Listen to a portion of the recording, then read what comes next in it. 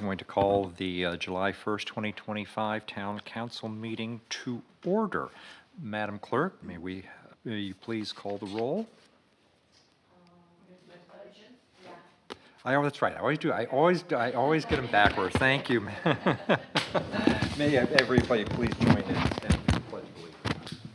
I pledge allegiance to the flag of the United States of America and to the republic for which it stands, one nation, under God, indivisible, with liberty and justice for all. May or may not ultimately get that right. Now, Madam Clerk, would you please call the roll? Mayor Bell. Here. Mayor Turner. Here. Mr. Farrell. Here. Ms. Kay. Mr. Spencer. Here. Ms. Tillerson. Here. Mr. McClellan. I would note for the record that Councilmember Kay is out of the country and not able to be here in person or to join us remotely. The first agenda item is under tab 1 is approval of the minutes of our June 3rd meeting. Council members have been provided a copy of the minutes in advance. I have made a few small edits that are provided to the clerk. Are there any other changes or comments? None from me. Provided to the clerk. Thank you. With those changes, the minutes are deemed approved.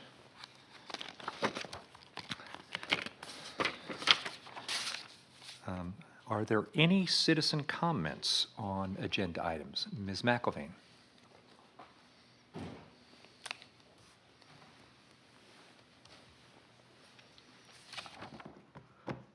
Maura McElvain, 146 Blue Heron Pond Road. I had a couple overall comments. One is a number of the new business items are ordinance, what I would call cleanup. And I very much appreciate, I know how laborious that process is, and I know that it's been a process. I was at the retreat in February of 2023 when it was first assigned. So it has been a long time coming, and I'm sure there's more to be done, but I very much appreciate that. It's very difficult. You can't take an ordinance in isolation. You then have to see how it dovetails with other things. So I very much appreciate that that is being done. I know that it's not sexy or that interesting, but it's important. So thank you. The second thing I wanted to note, it has been a little while since I've been here. I now note that citizen comment at the end of the meeting is before the executive session. That may have been in place for several months, I don't know, but that is a great addition. That I very much appreciated. Sitting through your executive sessions, looking at each other is very exciting, I have to admit, but when it goes on for more than an hour sometimes, and all you've done is wait for citizen comments at the end, that's not very user-friendly from the citizen standpoint, so I appreciate you changing the order of that very much. On substance, the only thing I wanted to talk about in new business was B, and that is what I would call a cleanup, and that's taking the RDA out of the standing ordinances, going back to setbacks that need to be put back in place absent the ARDA. What I would say is, I think it's great that you're going back and you're reestablishing the setbacks. I would ask the town to actually enforce them. We have a current situation, and it's not unique, where we have a building in my neighborhood, which I believe is intruding on the setback, but the certificate of occupancy was already granted. So now the town is left trying to get an as-built survey to figure out if it's really in the setback or not. It would seem to me, at least when we built, an as-built was required before you got your CO. So I don't know why we're in this situation, but I would encourage the town, don't grant a CO if there's an ordinance that's being violated. Thank you. Thank you. Ms. McElvain. Other citizen comments? Mr. Permar.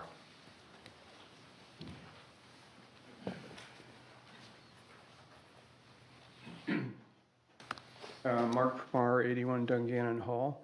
I'm here representing the property owners in Ocean Park that are very thankful of the initiative that was taken by both the Planning Commission and now will be under review and consideration today The property owners as a whole submitted a request of council and the planning commission to consider rezoning the residential lots in Ocean Park to address an unintended consequence. When the development agreement expired, it defaulted to the existing zoning standards, to your point. And there was an issue with the side yard that affected almost 60 properties out there. The appreciation is how promptly both the Planning Commission and now Council is considering it. They did an incredibly thorough job and extended it to additional properties. So what I'm representing today on behalf of the property owners out there, we appreciate that effort, but more importantly, we support the recommendations of the Planning Commission for the rezonings to address it, and it will bring all properties in line. Additionally, during that work session with the Planning Commission, along with Roger Warren, we represented the Kiawah Island Golf Resort properties, which there are two in particular that were affected. I'm representing on behalf of the resort and Roger that the resort also supports the effort of the recommendation. But the last thing I would say is actually it was pretty sexy to do that. You have to get out more, I would just note also for the record that we received 1, 2, 3, 4, 5, 6, 7 public comments of support for those zoning changes in Ocean Park. One that's hard to characterize as to whether it's in favor or not, but we also received those public comments. Any other citizen comments? Yes, ma'am.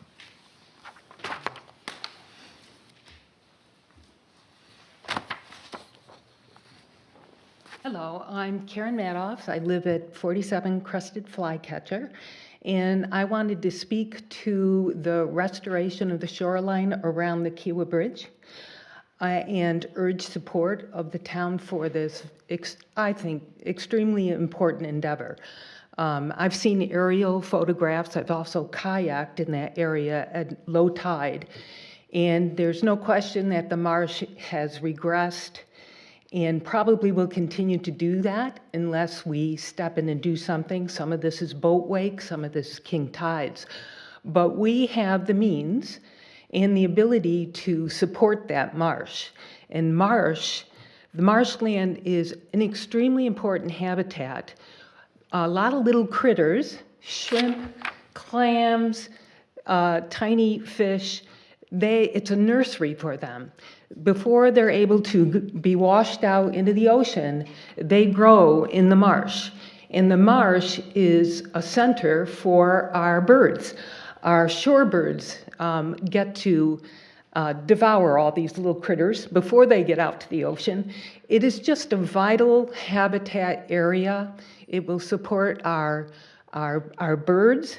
And one of the reasons we moved here, we got our home over 20 years ago, was the wildlife. And because down here on Kiawah, we're not cookie cutter, yards like up north where it's all mown and cut. It's beautiful down here. And part of the beauty is the wildlife. And I think we should do whatever we can to support that. Part of that is supporting the marsh, which also helps to keep our island from flooding. It's a vital habitat for the health of the island in general. So, just my comments. Thank you very much. Thank you, Ms. Madoff. I assume, I will assume that you are speaking in favor of an agenda item regarding the Conservancy's Living Shoreline Shoreline Erosion Prevention Project in the state accommodation tax recommendations, and we'll get to that later in our agenda. Thank you. Any other citizen comments? Seeing none.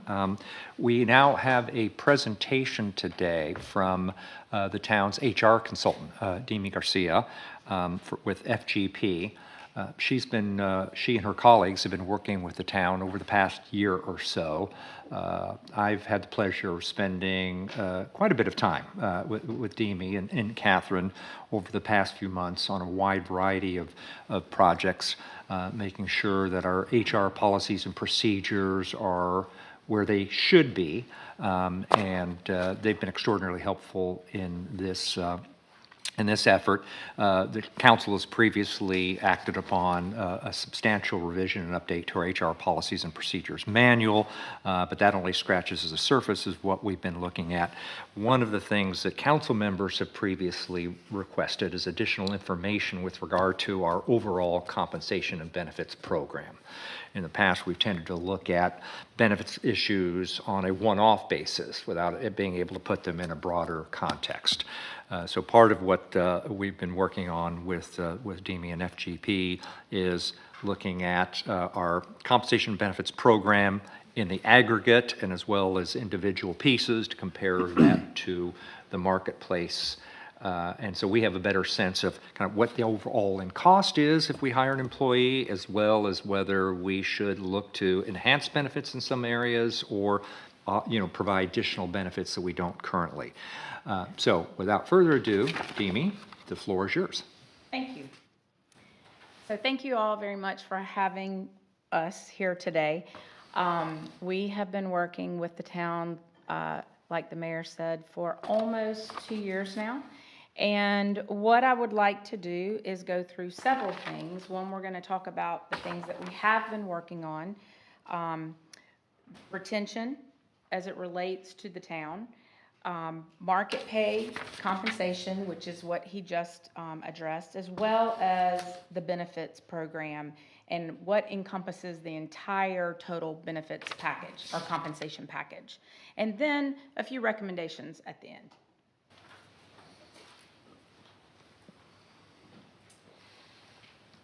So we came into the town as a result of an engagement survey, and the council approved to have someone from an HR body in here to help and be that voice for the employees. As a result of that, we started with get-to-know-you interviews, or some people call them stay interviews, to learn more about the people that work here, and so that we could actually build that relationship so people felt comfortable calling us and reaching out.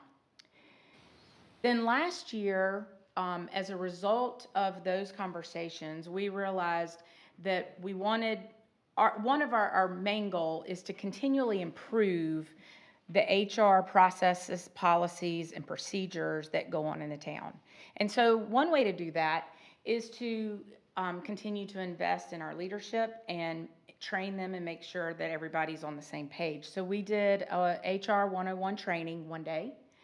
We also came in and did with the entire staff DISC profile. So that's a personality profile where, and there's many different kinds out there. This is just the particular one that we use, so that when people are at work, they know how to better communicate and interact and work with each other, because we're all different. We have 5 generations in the workforce, and we all do things different, and we need to understand how to be kind and work together for the same end result. We also revised our performance evaluation process. So before it was a lengthy format, and we've tried to pare that down, and we have new forms. And then, like he mentioned, recently we've been working on policies and procedures and updating the handbook to get it where it needed to be in alignment. We'll talk further about benchmarking and the compensation study. There are sections on that. And then we also came in and did a compliance and personnel audit to ensure that we're meeting all of our responsibilities, which we are. And then we've done some specific focus in some areas of background checks to ensure that all positions coming in do go through a background check. And we actually conduct those on behalf of the town. exit interviews. So we want to make sure as people leave the organization, we have a better understanding of why and what things they can share with us that we can help, again, make this a better place to work. And we conduct those as well. Tuition reimbursement policy and forms, so we've changed that process. And then we put in place medical leave process because people needed to have an outlet to go to talk to someone and not share all of their information with the people that they work with. So now I'm going to go into retention. And what I've done is on the chart up here, it shows this year where we are today in the last 3 years. And the top line is the head count. So that's how many people we have working here right now. And then how many people we have lost voluntarily throughout those years. It does not include, which this is normal calculations for turnover, it does not include retirees, deaths, so those would never be included in these numbers. And then it comes with a turnover number. So you'll see for the last 3 years we have separated 3 people, and then this year we are at 2. So our average has been, in the 4-ish range, and right now we're at 7.1. That being said, it's okay.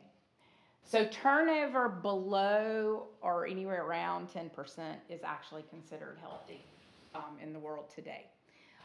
If you haven't had the opportunity to have to go find people, it is a much different place than it was even 5 years ago. So finding and retaining employees is probably one of the most difficult things that we do now. The majority of the companies in the nation fall between 12 and 20%. Right now, the national rate is 13.5. Now, last year, I pulled some data. There are some industries that really, really struggle in this area. And you'll see that when you go out to eat and there's a restaurant and they can only seat half the tables because they don't have enough people to serve.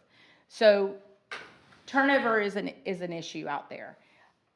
The industries with the highest turnover, they typically see an average of service between 1.5 to 4.5 years. So they don't have long tenure employees.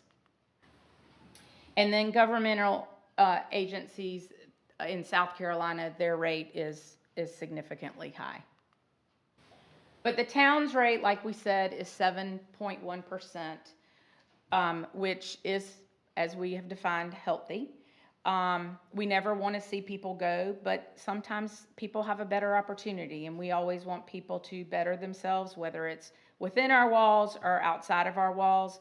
But our goal is to ensure that we're doing what we can within the walls to make sure that all of our employees are heard and that we're able to make this a place where they want to work. So now I'm going to go into the market study. We have been working on this for quite some time. The town also has other organizations that they have worked with. So we have compiled a bunch of data. We have sources from the Municipal Association of South Carolina because that's our best comparator. Then we use with all of our clients an organization or a database which is called ERI, which is the Economic Research Institute. They look out over 1,000 industry sectors. They've been around for over 30 years. They look at salary and cost of living data, but they are able to pare it down by location, so geographic location, by industry, and obviously aligning with the duties and responsibilities of the job. And then Evergreen is the other organization that pulled data for us to use. So we were able to compare all of these. The process was to review the municipal association data and the Evergreen data and compare it to ERI to make sure that everyone was aligned, because there was some confusion of, is this right? Is this not? Is it opinion? And so we did evaluate each position. And when I'm talking about market data, we're talking about positions, not people. So we never put a person in that. We're always looking at the position and the role that they're doing. We established a range for each of the positions, and then once you establish that range, we put them in their appropriate grade. So we have grades here at the town, and then there could be multiple positions in a grade because their ranges are similar. So our findings were that when you look at the duties and the responsibilities of the position, based on the FLSA guidelines out there, there were some exemption classifications that we need to make some changes to. In addition, there are shifts in the market for the positions and the jobs as well. And the good thing was when we looked at new shifts in ranges, almost all of the incumbents, so that's the people piece now, they are almost all in the range, which is a positive thing. So our recommendation is to make some changes. So we have 5 exemption classifications that we're going to make changes to. We have 6 jobs that we're going to elevate grades. And then we are going to talk next about salary adjustments. So it is that time of year that we look at salary adjustments, and we are going to use the pay for performance philosophy for salary.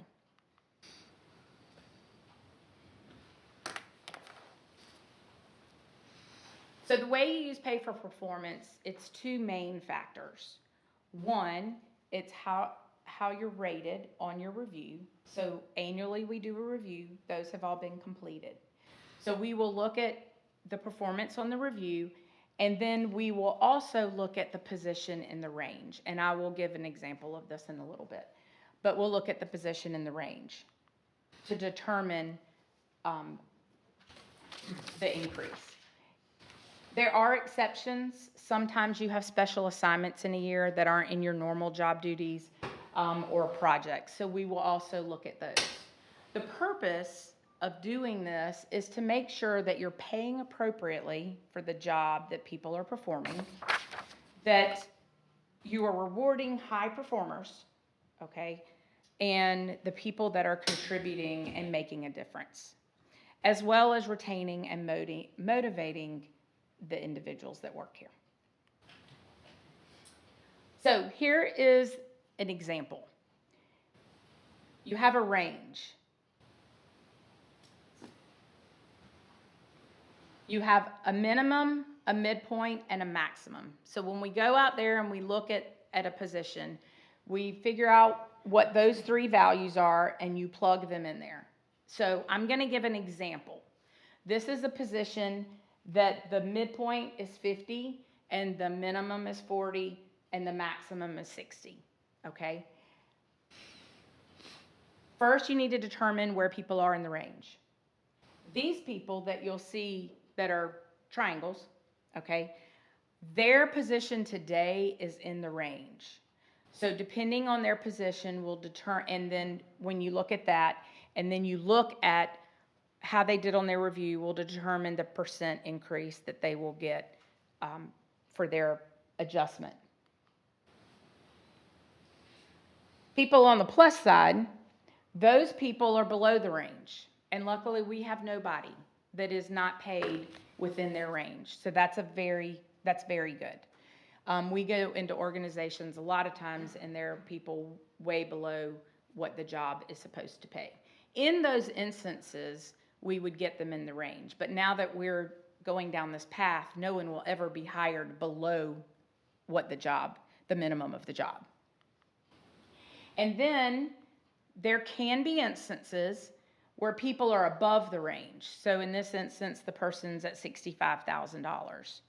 In these cases, you don't continue to put money in the base pay because then they are getting paid outside of the range, and the people performing the same duties of the role can never, ever, ever get there. They're just continuing. I mean, it's just math.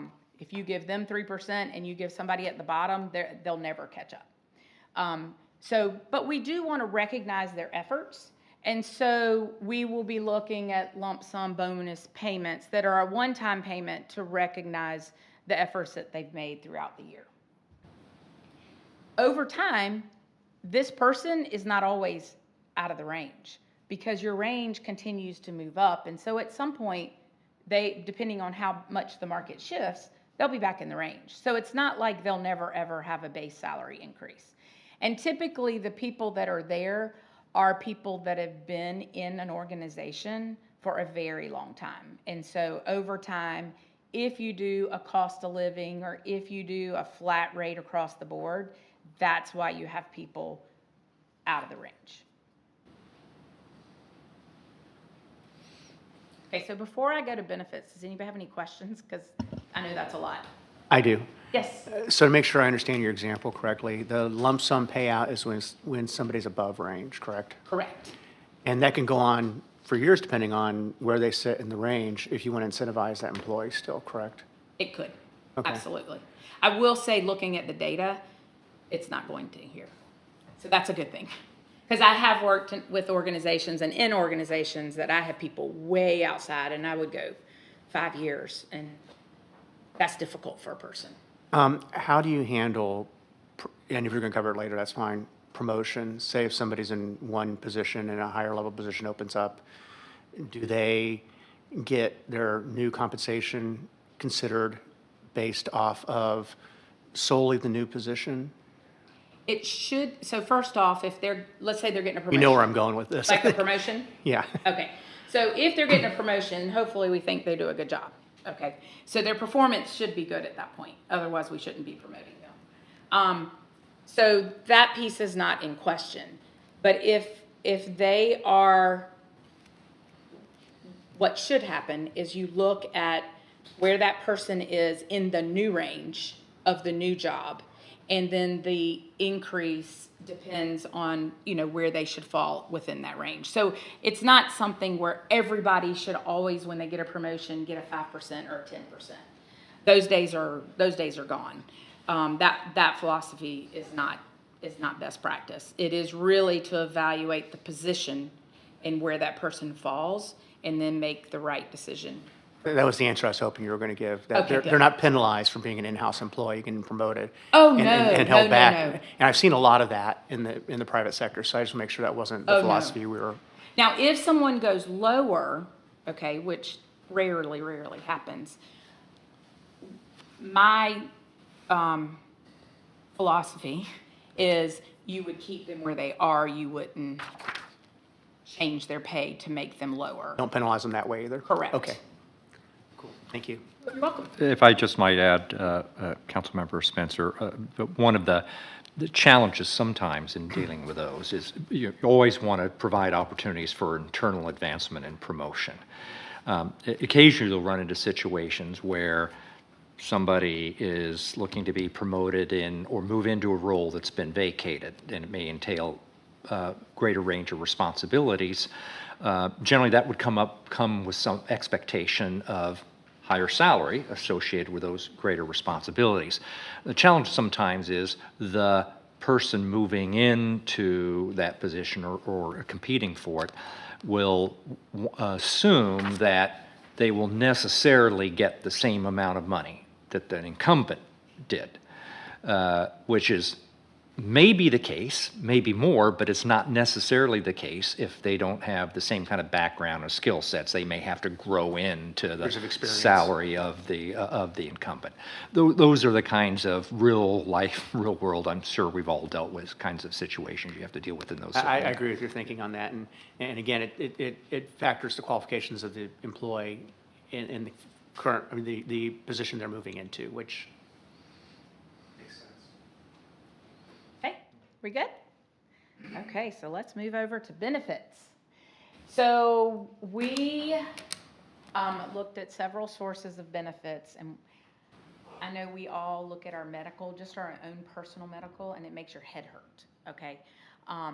Benefits makes everyone's head hurt because it's a lot, and we try to get our arms around it to make sure that we all understand it. So that is what I have attempted to do here with a whole lot of information because I wanted to get the key points across. We have plenty of information, so if anybody has questions, I'm more than happy to answer them if you want real deep details. But I wanted to make sure that we understood. So we did use Evergreen again, and then Marsh McLennan, which is a huge benefits organization for our benefits research. We looked at industry, we looked at peers, we looked at number of employees, because that's significant when you're looking at benefits, and then location. So let's first talk about town paid benefits. And we're going to talk about holidays. So we give 12 holidays. The first 8 holidays, we were one of the few that gave all of them. I mean, not in this order, sorry. The top 8 holidays out there, we gave every one of them. And in the data that we researched, some gave one holiday, but then didn't give another holiday. The nice thing is we have 2 personal days. So if I want to take, let's see which one's not on here. Y'all have Veterans Day. Martin Luther King. Yeah, if I want to take MLK Day, then I could take that day. Or if I wanted to take Good Friday, Good Friday, then I could take that day. So it gives me that flexibility because there are many more federal holidays, but no company can take all federal holidays. That's only banks. So otherwise, it gets to be a lot. But as far as 12 days, that is definitely in line with best practice. So we coded that as green, as good. Paid time off. So this has been looked at this year and adjusted a little. And so based on the amount of time off per year, it is actually at or above other organizations. And paid time off includes sick, vacation, personal, whatever you want to call it, it goes in that bucket. Okay? There's not a separation. And then we allow 15 days to roll over, and most companies do significantly less. So I think that is a benefit, a nice benefit for employees. Leave of absences. We do bereavement, which is paid. We offer FMLA, and FMLA is not, I probably should have put it on a different slide, but it's not technically paid, but it protects your role. Jury duty, military leave, and parental leave. And a lot of companies don't do parental leave. That's a newer thing that is coming and people are going towards, but we do that, offer that. Let me, there's a lot of questions on this one, go ahead. Sorry. Who are you comparing to come up with, when you come out and say these are average or above average? Because I just know from my own personal experience, paid time off policy that we have is far superior than anybody I ever worked with. So I don't know what Well, I can tell you, well, that's what I'm saying. That is above average. Okay. The holidays are in line, but the PTO is above average. I can tell you I don't get that kind of paid time off. So, and as you may recall, right now, our PTO is kind of, whether you look at municipal sector or private sector, is relatively somewhat generous. It was more so until we made a recent adjustment in the HR policy. I don't know if you recall, but it was previously the case that after 1 year, you got 4 weeks off.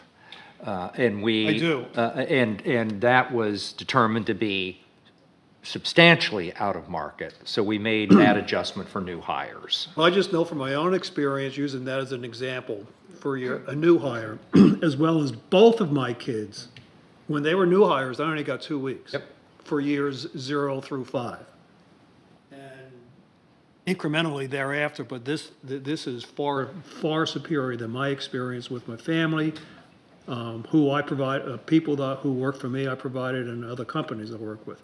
Now, that may be just unique to the engineering and construction industry. That is where my experience is. However, this is a very, very good personal time off policy. No, and I 100% agree. The reason I said above average here is because some companies are now, or a lot of companies are rolling out this unlimited PTO. And so people throw that in the mix. But now there's a lot of studies coming back saying, depending on the industry, that doesn't work and whatnot. But at the end of the day, this is a very nice benefit. Demi, can I add one thing? So when I started with the town, and I don't know if this plays into it, we did have, our PTO and our sick was separate. So if you were to just look at the PTO, it may well have been in line with everyone else. We had an HR committee of residents and staff and council, and at the time they just decided we don't want to, doesn't matter what staff wants to do with their time. So the council eliminated sick, essentially, or just rolled it into PTO. So are you seeing that a lot in the industry? So if that happens, are we really that far out, or people are just simply just rolling it all together instead of separating it out? I know with sick, you typically can't take it with you. Like Right. You can sometimes Yes, with sick you PTO. can't take.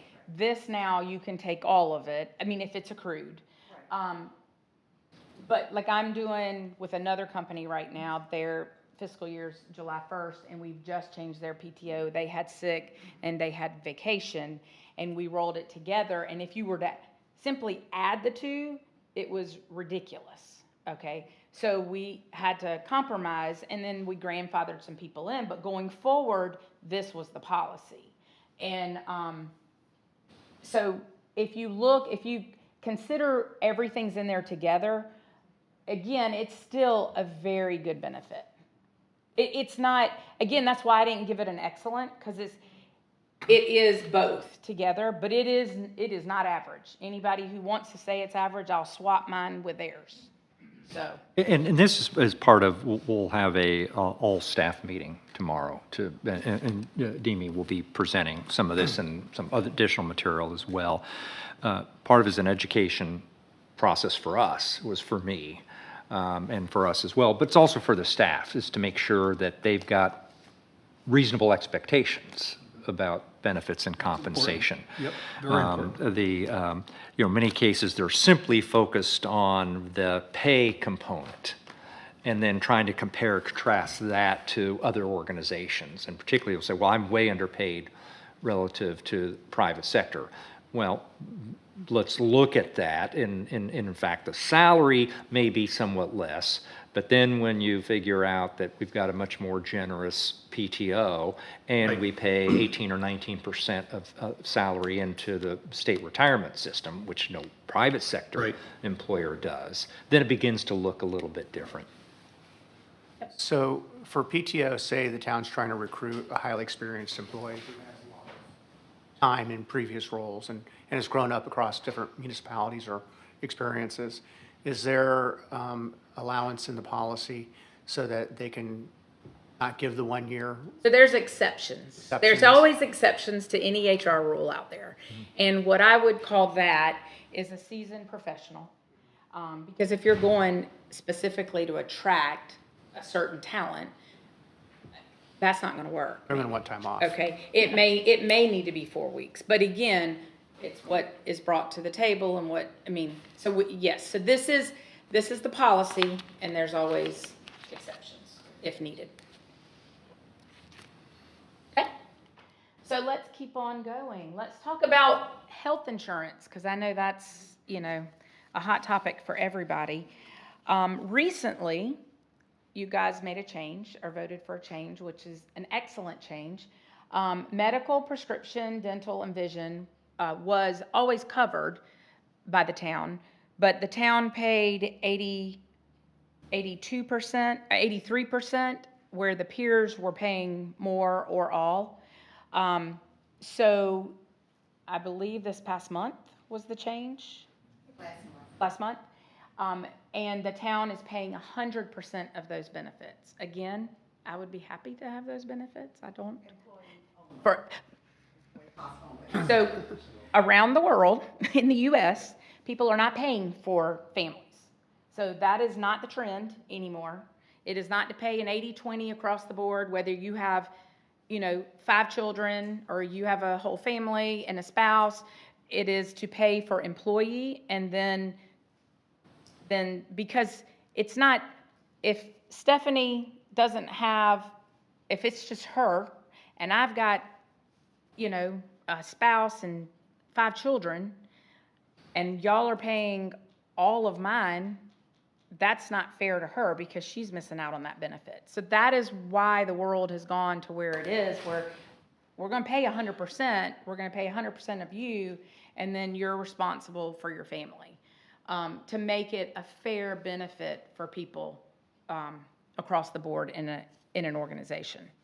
Now, all organizations do not pay 100%. So that, again, is, in my opinion, a very nice benefit. Along with it comes with basic long-term disability. If you get health, that's just how it's set up. And then there's a $3,000 death benefit. So all of that is included with those plans. In addition, there's the retirement plans, and there is the SC retirement system, which pays over 18% into the retirement. Sort of like, it's not a 401k, but that type of system where that money is set aside for you. And then we also participate where it's appropriate in the SC police officers retirement. And then we offer retiree health insurance, which I will say in the public sector, that is not done anymore, period. You will not get that.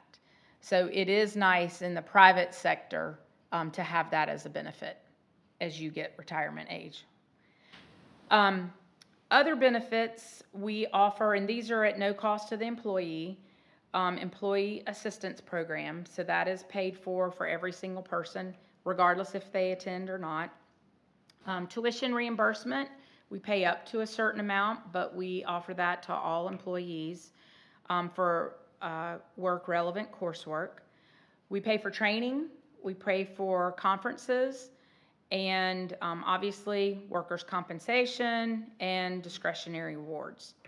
We also put into a 457B plan, which is like a 401k. That's why I wrote it on there that way.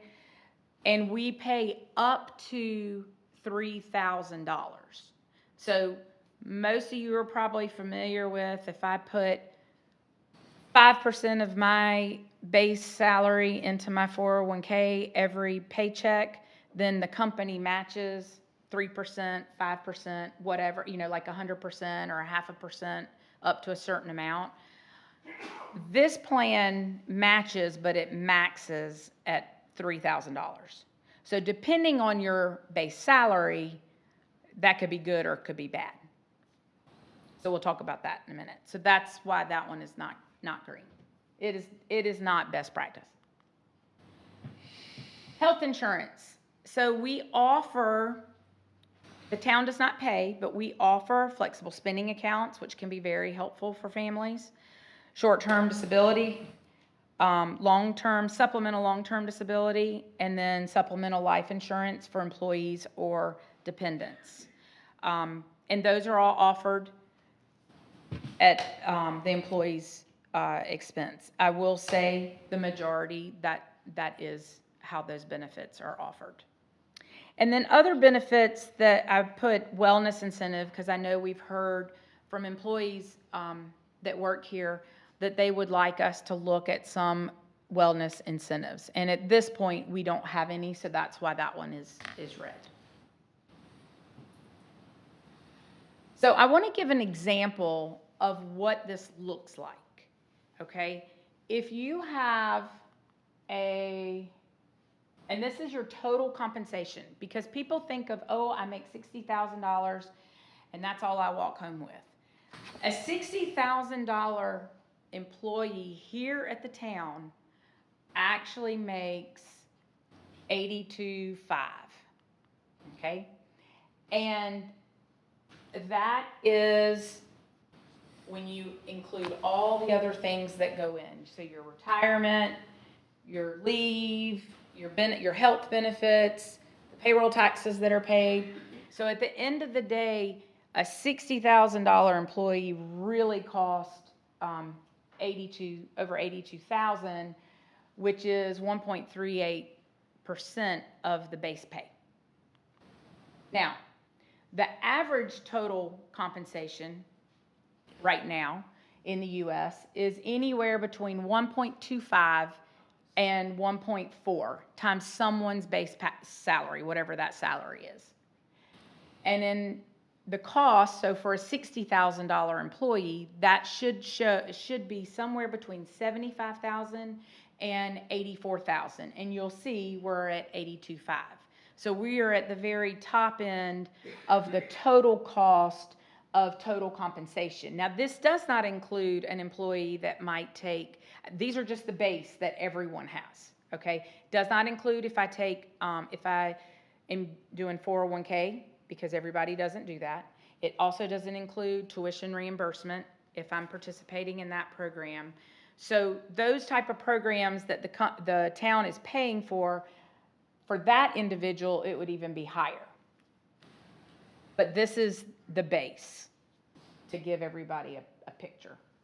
So instead of that whole thing being green of what I make, there's all these other factors. So, our recommendations. First, we should always evaluate salary data for shifts in the market. Best practice is at least every other year you evaluate that data. Right now, with the market shifting over the last 5 years, a lot of companies are doing it every year. But at least every other year, that the data should be evaluated.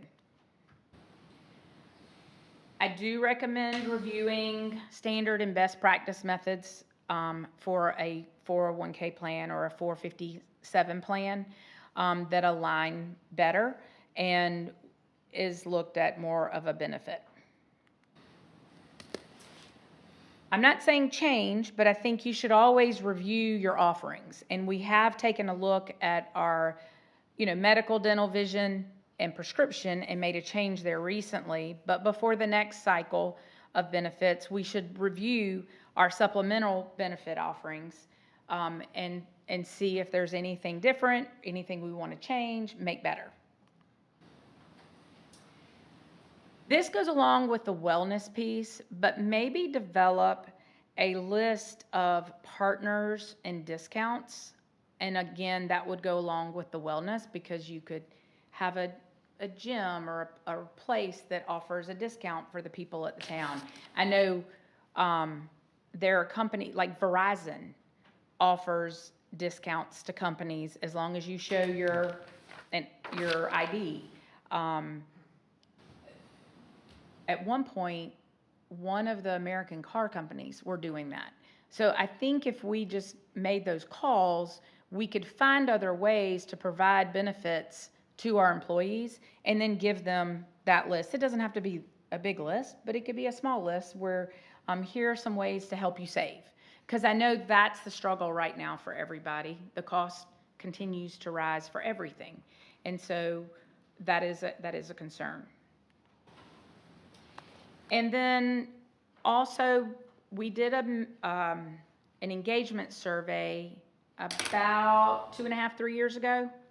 So I recommend maybe the end of this year, the beginning of next, to do another one because because that's how we got in here to help.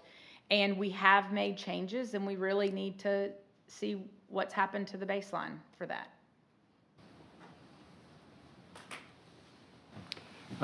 Thank you, Demi. Before I open up to questions and comments from fellow council members, just a few additional observations. And I want to appreciate express appreciation for the time and effort that Demi and her colleague Catherine spent on a range of these issues. We're still working through many of them. We've all kind of divided up responsibilities on the council areas that where council members assist me in the administration. I would note particularly that on finance and administration issues, it's been Council Member Farrell who's been a little bit more involved in these as well as an ongoing basis. Just a couple of observations about broader, my philosophy and how I'm looking at these issues from the administration standpoint.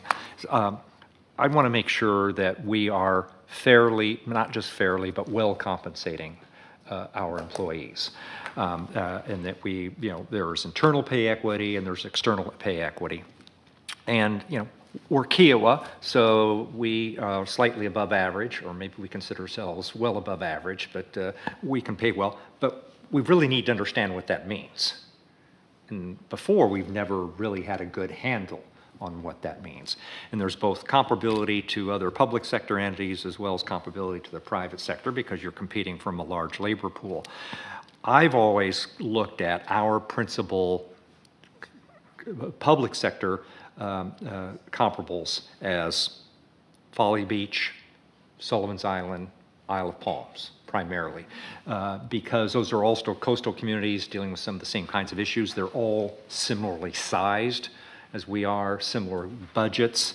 We have to look to Charleston County and Charleston City, but on the other hand, look at our finance director, regardless of how competent, and I do think she's extraordinarily competent she might be, the range of responsibilities for the finance director for the town of Kiowa Island are very different from the city of Charleston, for example. Many more staff, hundreds of millions of dollars, larger budget, financing, a whole range of issues. So we've got to take that all into account. So it's been a little bit of a challenge. And then just the comparison to the private sector. I mean, there are simply no private sector companies that kick in almost 20% of salary into a retirement system, into a defined benefit system, and then on top of that also offer a 401k. Program. So that has to be taken into account.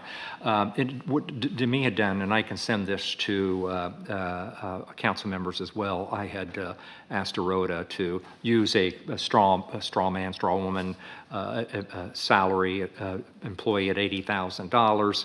And if they took advantage of all the benefits we offer, the all-in cost to the town is about $115,000. So we just need to understand when we're hiring somebody what the budgetary implications are of that all-in. Not everybody's going to necessarily take advantage of tuition reimbursement or take advantage of a dollar-for-dollar match into the 401k plan, but they might, and you have to be able to plan for and budget that. So, and it is a challenge to try to figure out. We have made some adjustments. We're going to continue to make some further adjustments to ensure that not only do we have the appropriate bands, that people are in the appropriate place in those bands, and that we're appropriately classifying the jobs, not just from an FLSA standpoint, but kind of internally as well. And it's been an ongoing process, and it still is, and it will continue through this review cycle. But I'd certainly invite the input from fellow council members on this as we go forward. I think at the end of the day, hopefully to some extent, the data speaks for itself in that my belief is, and staff may not always agree with this, is that we have a pretty solid overall benefits and compensation program when you add everything up. And that may be reflecting the fact that we don't have a high turnover rate. We have very low turnover relative to most other organizations in the public and private sector. That's to our benefit. We have a staff that has been committed to the town for a long period of time. We want to encourage them to provide services to the community. So we've got to make sure we're staying on top of this, and we're staying, like I said, at least at market, if not occasionally significantly above market. But anyway, I'll turn it over to fellow council members for any questions or comments for Demi. I had one question for Demi. It's specifically around 401K programs and what the standard marketplace is. Is it still something in the order of 50% match on the first 6% or 100% on the first 3%? Or what's the standard today, do you think? I would say at least 100% on the first three, and then some companies do additional 50%. I mean, they're moving from giving 3% to 4.5% to 5%. On 100% match? Yep. But Demi, I just want to qualify that.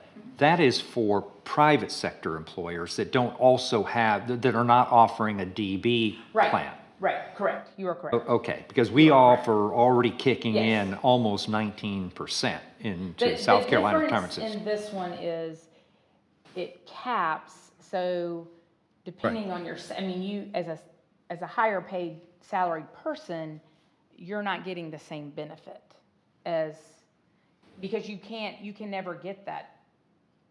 You can't get. The governmental cap, yeah, I Right, understand. because of the $3,000 cap. It's almost like a double dip because a 401K, when I was employed, was really was my retirement fund. That was it. And we do a 401K plus we contribute to a retirement fund, so. That's incredibly unusual. Very. The retirement is incredibly unusual in today's marketplace, outside of government service. Correct. Private service, virtually nobody except for some unions from car companies and auto and aircraft companies, and about a half a dozen other companies have DB plans, defined Right. benefit. Yeah. It's all DC, and again, most of DC Just is a all very they have. increasingly small percentage of the workforce participates in defined benefit Yes. plans, and that's shrinking over time.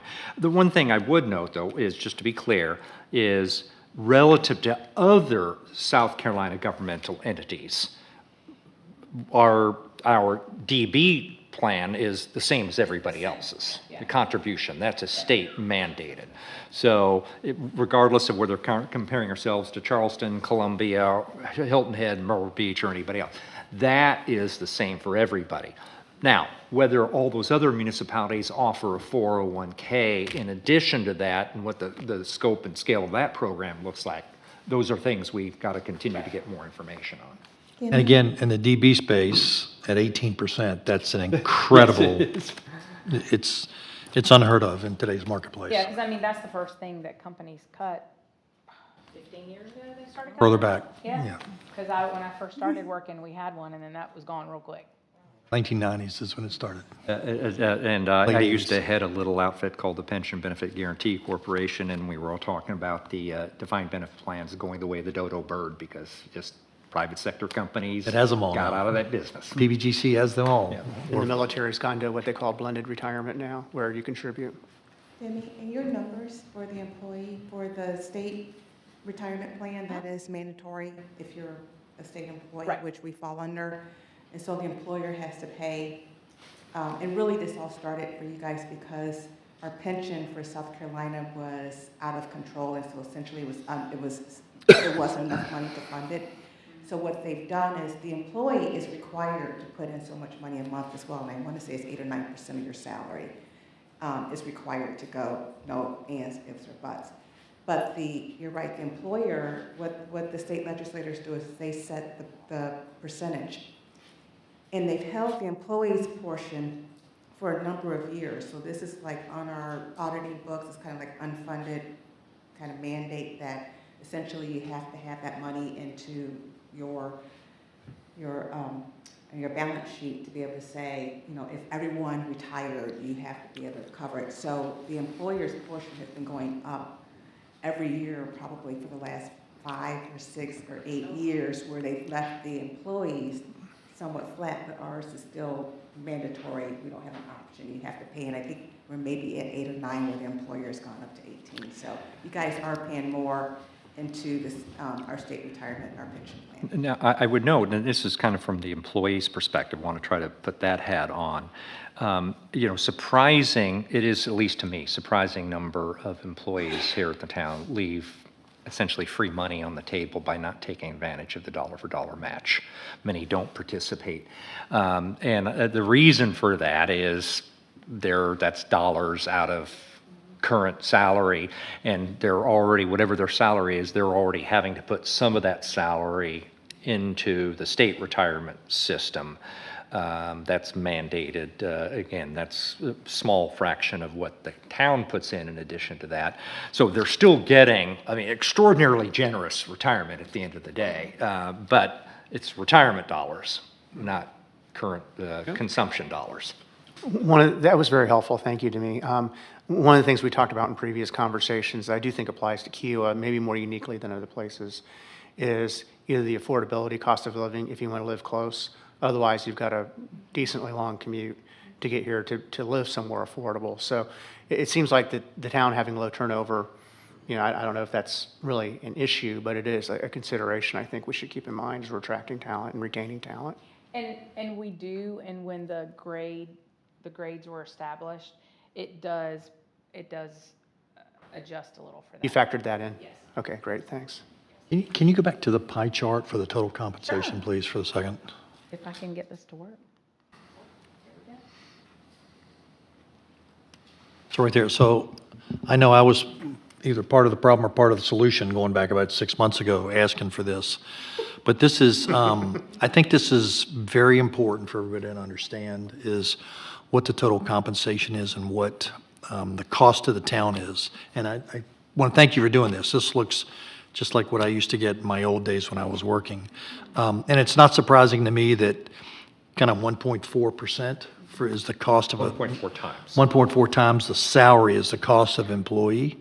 You know, in management, we always use that kind of 1.25 to 1.4, depending on where your employees were. And it was enlightening to me early on when I first started getting this full compensation like this 15 years ago, that it was so much of the benefits. And this, again, doesn't include if you did make 401k contributions, your taxes go down and the cost to the employer goes up. Both are good things. And for the folks in the back, if I can make one suggestion, that's the best investment you can make, is making a 401k contribution. You make 100% return on your money the day you contribute it, because it's matched 1-for-1. That's the best investment you can make. So food for thought there. That's my commercial. And it does add up. Oh, it adds up. Does add up. Well, look at it right now. Look at it 20 years from now. It does add up quick. The power of compounding interest, you know, is the best thing in the Rule world. 72. But this was, I just want to say thank you for doing this, because this is something that I had asked for 6 months ago, and this really helps us understand where our money is. Well, once we get through the market, salary and communicating with employees and doing all of that, the next thing we want to do is sit down with everybody and pull, because we have all of their numbers, and so everybody's pie chart's going to look different. Yep. But it's a 2-pager is what I've created that has everything defined with the amounts and what you pay and what we pay, and then it has the graph. Yeah. Yep. And then it shows from 60 to 82. So, so then you know what that true number is for my total comp. Because people, I mean, and it's not anyone's fault, but if we don't educate people, then they don't know. Because when you get hired, you hear, I make $60,000, but what does that really mean? And in today's world, that means a lot of things. That means, honestly, and it's hard to measure that up here, but flexibility. The day from home from work, I'm saving on gas, not having to come here. You know, I mean, so there's all these things that as companies we have to do to remain competitive and to retain our employees. And to, you know, back to what Brad said earlier, when you look at all of this, if you look at things separately, you don't get the picture. But when you look at market data, when you look at compensation, and when you look at retention, that's your picture. And we're doing a lot of good things. Can we do things better? Absolutely. Every single organization can do things better. And that should be our goal, to always look to see what can we improve, what can we do better in all aspects of the organization. But are we bad? No, we are not. We are above average, because if we weren't, I can tell y'all, I work with many companies and they are struggling to keep people in the door. And they would die for a less than 10% turnover. Well, again, thank you, Mr. Mayor. Thank you, Ms. Tillerson. Thank you for making sure this was put together. I really appreciate it. Yeah, it's what we have to do to attract our labor. I mean, it is what it is. Thank you, Demi. Appreciate it. Moving on, updates. I will begin. First and foremost, in advance, I want to wish everybody a safe and enjoyable 4th of July holiday. The town will be closed on Friday in celebration of that holiday. I mentioned safe and enjoyable. I want to emphasize the safe part of it. Not only a reminder to all, if we put this out in our weekly update, and I think Neil's worked on a little video presentation regarding fireworks, which are, the personal use thereof is prohibited in the town of Kiowa Island. But also, aspect of safety is on our roads for our drivers, for pedestrians and bicyclists. Both the town and KICA have put an emphasis on speed enforcement on our roads more recently because there have been a number of issues. Too many accidents involving car-to-car collisions, cars running off the road, unfortunately a couple of cases, bicycles and cars. So we have speed limits for a reason. The town, as everybody will have seen, has installed three new speed monitors.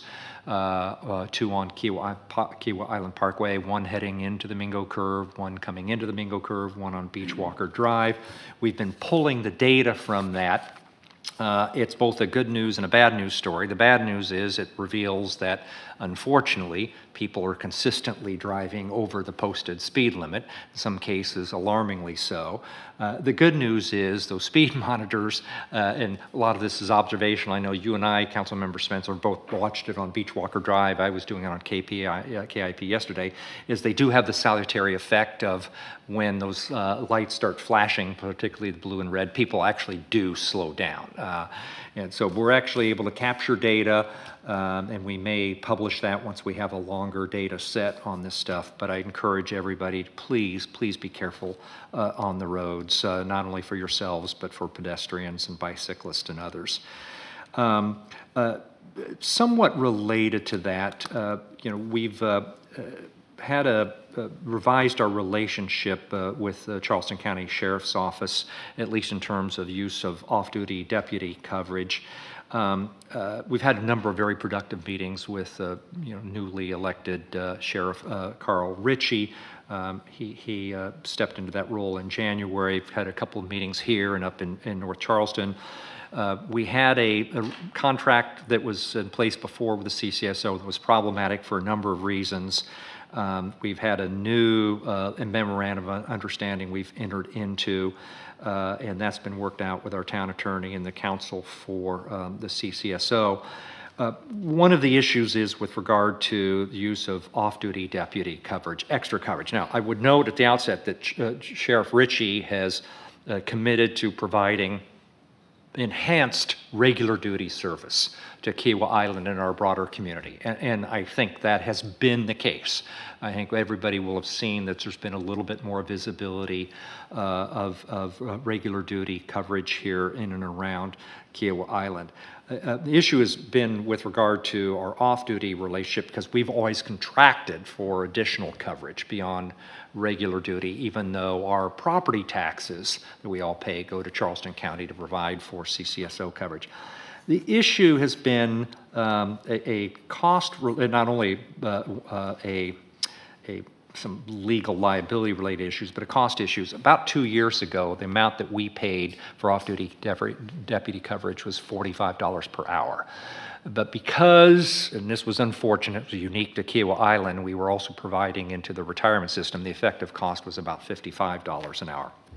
But the cash upfront cost was $45. And then about a year or so ago, the Charleston County Sheriff's Office, under the old sheriff, raised that rate to $55 an hour.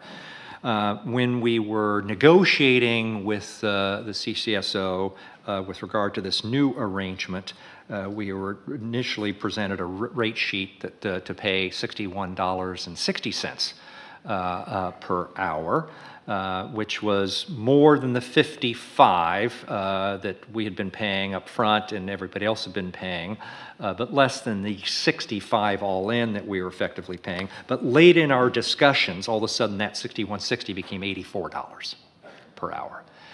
I have on multiple occasions requested an explanation of the change from 6160 to 84. I'm apprised by counsel for the sheriff's office that he's given all that information to you. I'm not sure, Mr. Town Attorney, whether you can shed any light on that, but it went up precipitously.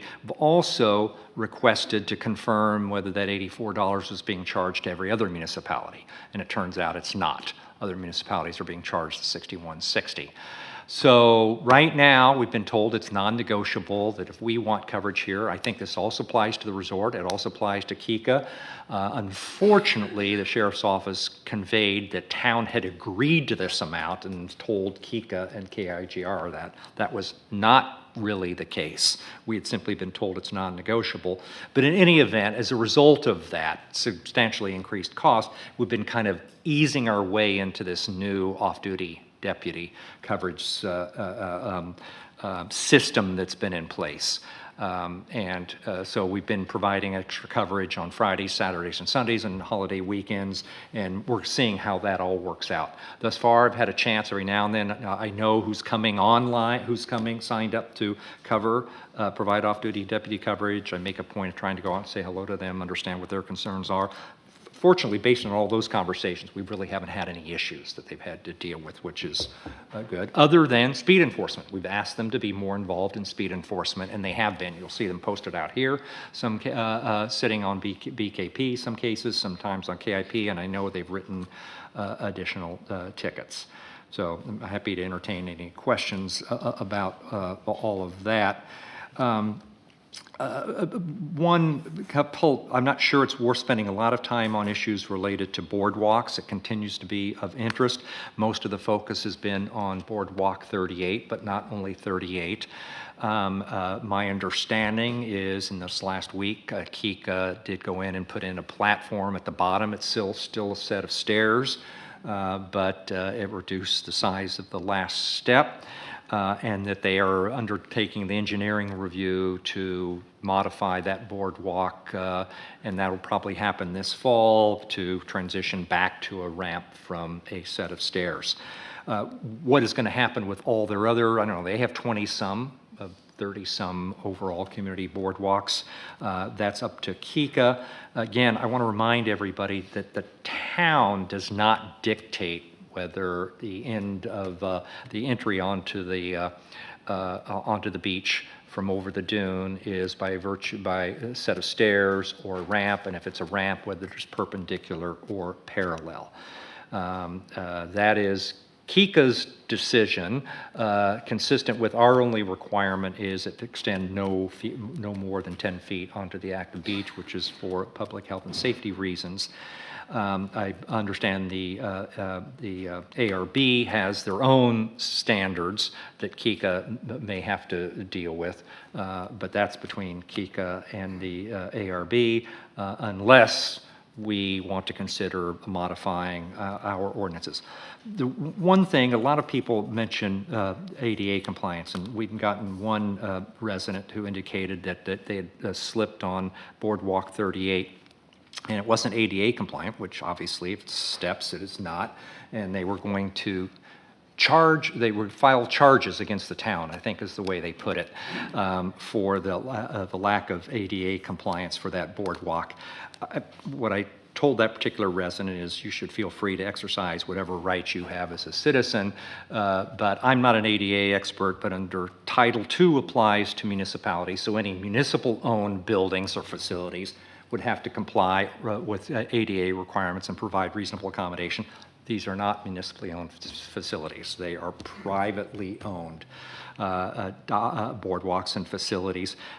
Title III covers those. DOJ brings ADA claims. Individuals, if they're part of a protected class, may be able to bring a claim, but it's only to the extent which that constitutes a public accommodation. But I understand, bottom line is, we'll look at compliance with towns' ordinances. If we need to consider revisions to ordinances, we will, but our understanding is Kika's looking at all of these issues right now.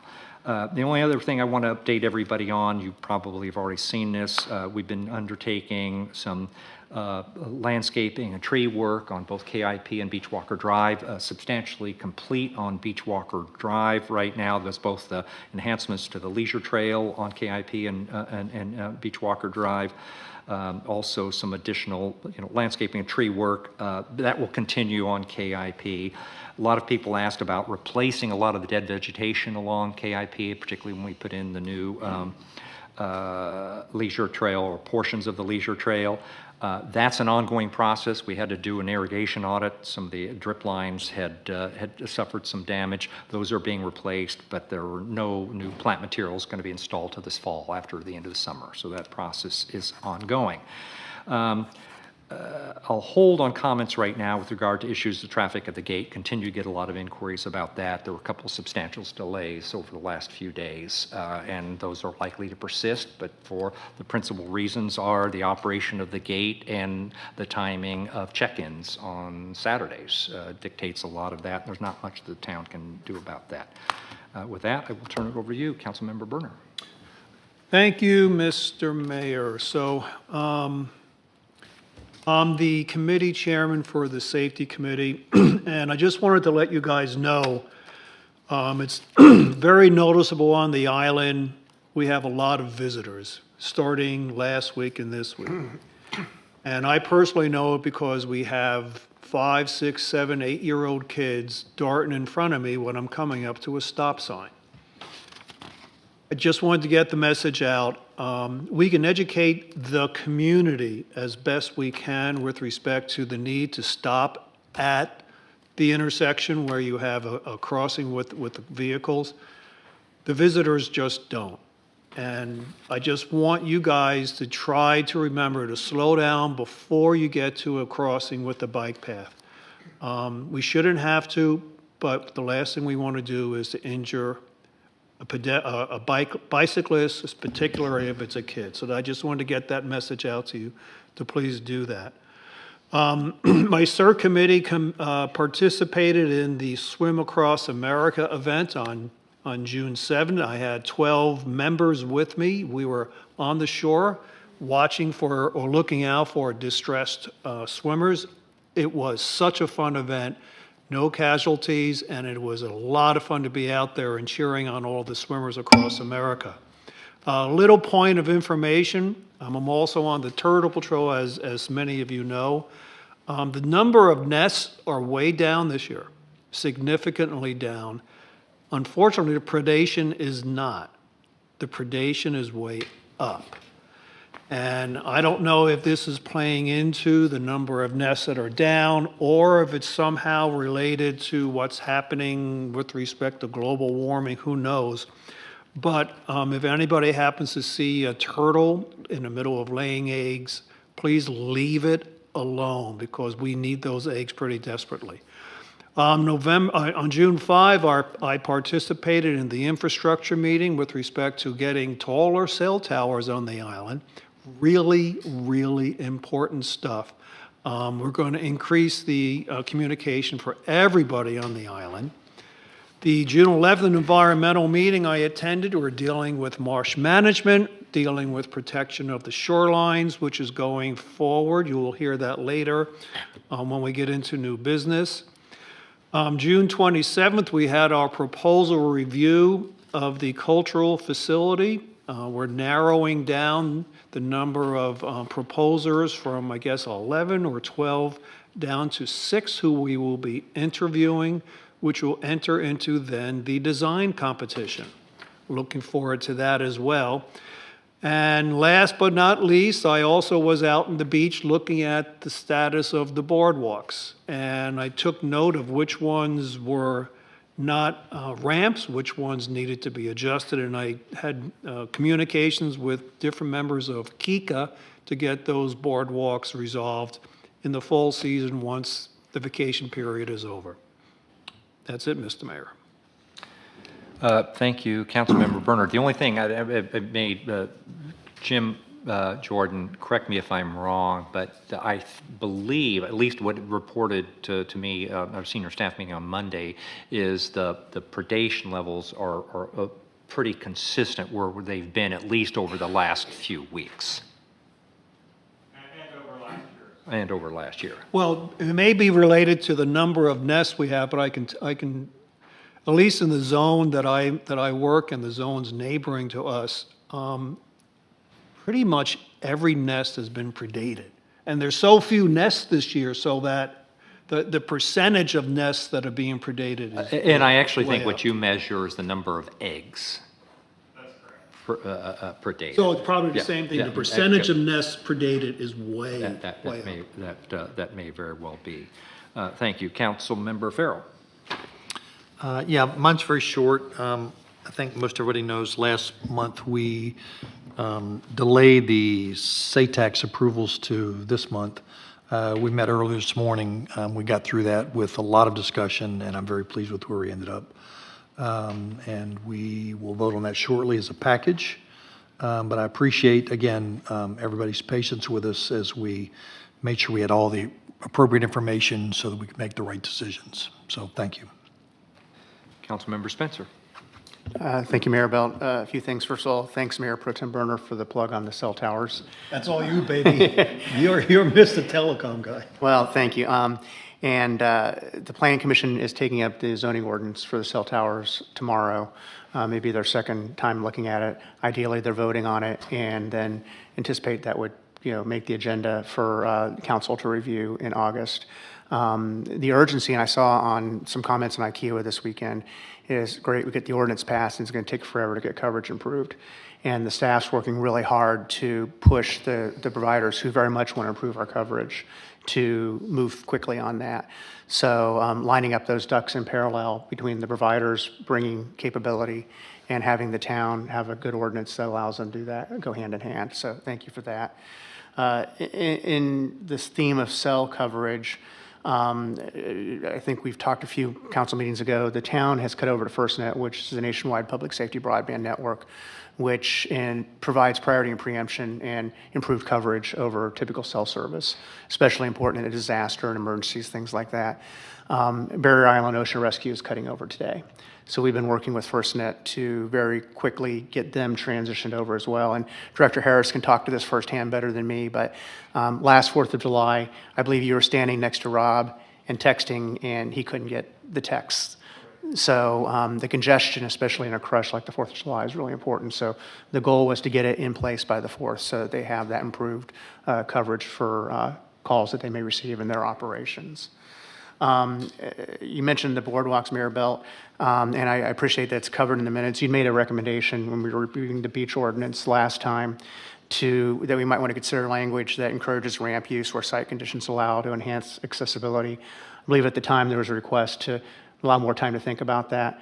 I, for one, am in favor of that. So I would encourage us to maybe take a look at reviewing that as we address some other things I think you mentioned when we talked that might need to be worked through with that beach ordinance as well. So I think that would be something that I would hope be urgent for the town. I experienced firsthand in my neighborhood a noise ordinance issue this past month. And as we discussed, Mayor Belt, the current ordinance can cause some confusion, the way it's written. And I know you've got a draft that you've been working on of an improved noise ordinance, which clarifies things and sets good thresholds for that. I also encourage us to agenda that as soon as we can and get moving on that. I feel like I'm directing everything to you, the mayor. I sent you an email a couple weeks ago. The sale carts are back. It's that time of year. And the video, as you noted in your response to me, is the sale cart was going much faster than our current ordinance allows. It was very easy to tell. And our ordinance may actually have that speed too high as well. So I think as we're addressing cleanup of various ordinances, That's an important thing to address as well. When I saw it, at least it was after 6, but there's still people on the beach. It was high tide, not a lot of beach for somebody to be racing around at high speeds with the population we've I got saw on the that beach right now. last year. It was scary how fast they were going. It's very scary, and the ability to control them is just, I agree. it's unsafe. I'll wrap up here real quick. I wanted to thank the members of the Infrastructure Public Works Committee that have been working on the cell towers. Getting back to that real quick. Brad McIlvain, who's sitting here, Phil Mancusi, Ungaro, and Dave DeStefano in particular, since basically December, have been working with Mr. Taylor and others on the staff and extensive meetings with the cellular companies and tower providers to get us to where we're at right now. So thank you for that. Speaking of Mr. Ungaro, Mancusi Ungaro, he offered to do a presentation for town council on an alternative way to address SGA pesticide use. And I believe in the emails we had, most of the town council members were interested in seeing that. So maybe if we can allocate time for him in a future agenda soon to bring those recommendations forward, I think that would be helpful. Councilmember Kay, who's not here, and I met with some people this past month to reinvigorate exploring getting no-wake zones established on the Keo River, and I know Mayor Belt, you've been involved in that as well. Put together some initial recommendations. We're working through town processes right now, but how would we conduct a campaign with stakeholders to address that for a number of reasons, starting with safety of paddle boarders and kayakers and others that are on the river as boats go by at sometimes very high speeds. So more to come on that. And my last item is we had a great presentation from Berkeley Electric at the last Infrastructure and Public Works Committee. I mentioned before we're trying to work with the different service providers to improve lines of communication, make sure all island stakeholders are aware of their infrastructure, their modernization intentions, how they maintain service levels, things like that. So that was helpful. We've also met with KIU. We have Comcast scheduled for August to come in and do a similar presentation. And that's all I've got. Thank you. Councilmember Spencer, I want to acknowledge your leadership of the Infrastructure and Public Works Committee, because you've got a heavy lift right now. A number of issues have been taken on. I don't, most people are aware of the fact that we actually, that what used to be just the Public Works Committee was basically disbanded several years ago now. We just reconstituted the expanded mandate Infrastructure and Public Works Committee earlier this year, and with his election, I tapped Councilmember Spencer to serve as the chair. Again, a lot on the plate. Cell towers, cell coverage was kind of job one. Looking at our relationship with all our utility providers from a resiliency and a strategic investment standpoint was part of that. What is also coming down the pike, Ms. McIlvain alluded to a lot of ordinance cleanup. Well, there's not just ordinance cleanup, there's sometimes new ordinances that are needed, and one is a new utility franchise ordinance. Most other municipalities have that, we do not. So we're not just reviewing our existing agreements to the extent that they exist to see if they reflect best practices, but embody some of that in a new ordinance, and that'll be forthcoming down the road. But you and your fellow council members have invested an extraordinary amount of time dealing with the cell tower owners, the service providers, and the property owners to try to figure out how best to address coverage issues on the island. Thank you for that. Thank you. The town administrator and other relevant staff updates. Yes, I went. Did. Yeah. If you'd like to come up, Craig, I know you have an update. You can go ahead and make your way up. I just have a few that I'll just go ahead while you're making your way up. It's just want to remind everyone that it's July, so our Food Truck Friday is July 18th, so please come out from 11 to 2. We are in the process of updating our website, so hopefully we have a caller. Thank you, Mr. Spencer, and Councilmember Spencer and Kay are part of the staff committee that's working on that. So hopefully by this fall we'll have a new website that will roll out. Some of you may have noticed that on Friday you may not, possibly could not reach us. We went through a migration. We changed our email addresses from .com to .org. .org. So .org. I mean .org to .gov. So we still have the same first initial, last name at kiwaisland.gov. If you're not receiving emails from us, just please check your junk folder, because I've noticed in the last couple of days, people are not getting my emails. And when I ask them to check, their junk folder is sitting there. So our .gov may be going into your junk file if you're not getting anything from us. But our website is up and running. Our email addresses, if you use the .org, it'll still come to us. So, but we did do that, and mainly because of security reasons for a municipality, we should have a .gov instead of .org. So we went ahead and did that. I encourage anyone that if you're available tomorrow, Planning Commission meeting is going to take a look at the Kiowa Next. So this is your vision, your future. So we encourage you all, if you had an opportunity to review it, there's going to be plenty of opportunities to provide comments. This is just going to the Planning Commission, and if they're okay with it, they'll make a recommendation to council. Council will eventually have a public hearing on it. But I encourage you all, a copy of it is on the website, but you can always reach out to me because I'm doing updates, and I can always send you a copy if you'd like to review it. But please, tomorrow I believe the meeting's going to start at 1 o'clock. Is that correct, John? Yes. It's going to be at 1 o'clock tomorrow here in council chambers, so please come out. For council members, as you recall, we have on-call engineers that we have recommended 6. I believe right now we have 4 out of the 6 contracts that the mayor has signed. So if there's anything that you would like work done on, please reach out to the mayor or myself.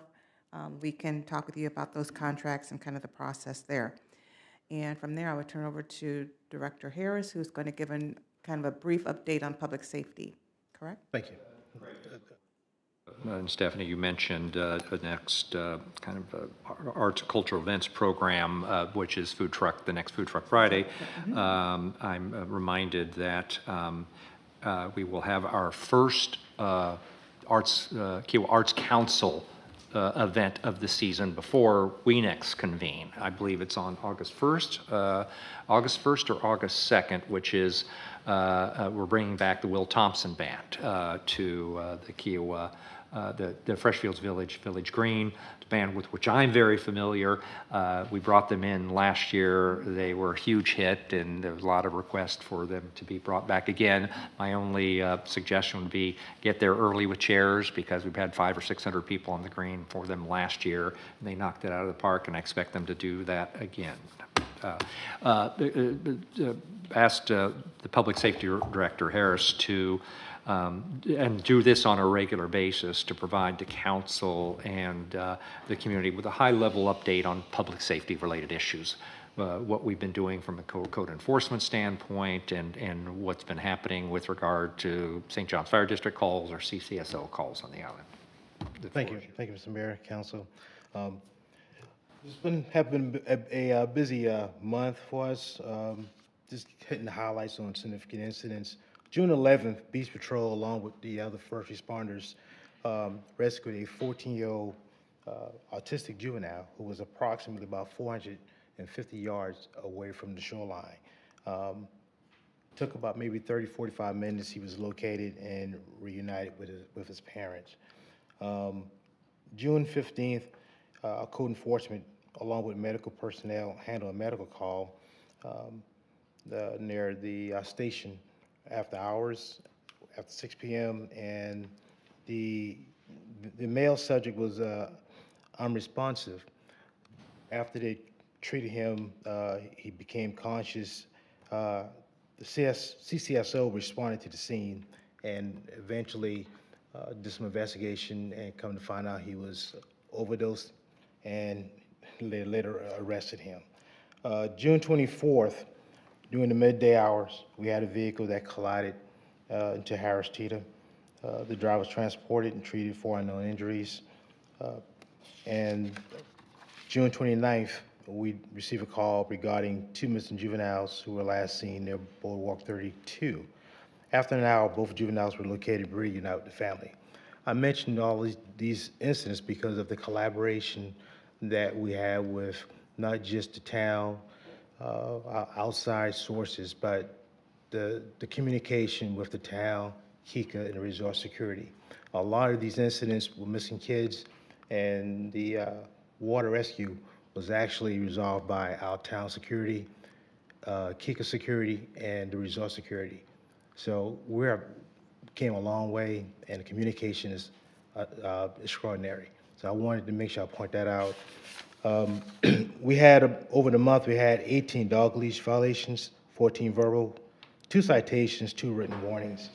We still got some more stats coming in due to some of the issues we had with the transition of the emails, but we'll be putting this out pretty soon with other updates from other entities. So, Mr. Harris, 2 questions. The child who was offshore rescued, Yes, sir. you said 450 yards? Yes, sir. How was he found? He was actually, he was floating. The beach patrol got on jet ski, and they had to rescue the parents because they were trying to save the child, and they couldn't see the child because the child was going too far away. They knew where he was and just So floated out? yeah, they went out together. Yes, sir. And then thank you. And then the event at Harris Teeter, they didn't hit the storefront, did they? They just ran into the bushes, or what happened? They hit part of the building. Yes, sir. They did some damage to the building, but it didn't go. It didn't go. I was there directly. right after it. I thought it was you, but it's not. Right well- after it, it was, well, it could have been. Maybe I didn't wanna go there. Couple of years from now, but it was, as you're entering, it would be facing and entering the right set of doors near the self-checkout. It was the rightmost pillar. It was hit almost head-on from the side.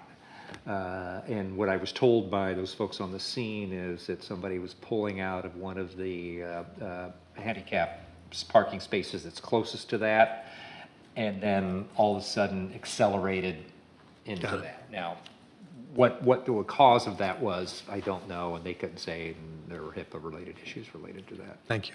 I'm glad to hear it wasn't you, though. Thank you. Thank you, Craig. Anything else, Stephanie? Okay. We have no new old business. We have a few items of new business, predominantly zoning-related matters. Mr. Taylor, first matter is consider on first reading ordinance 2025-10, and this deals with significant revisions to our use tables. And you can probably tee this one up. Should we go into public hearing first, or? Yeah, go ahead. John, if you could give us a little background on what the Planning Commission has done. Good afternoon, Mr. Mayor, members of council. This is a proposed zoning text amendment to our land use planning and zoning ordinance, specifically section or division 3, our use regulations.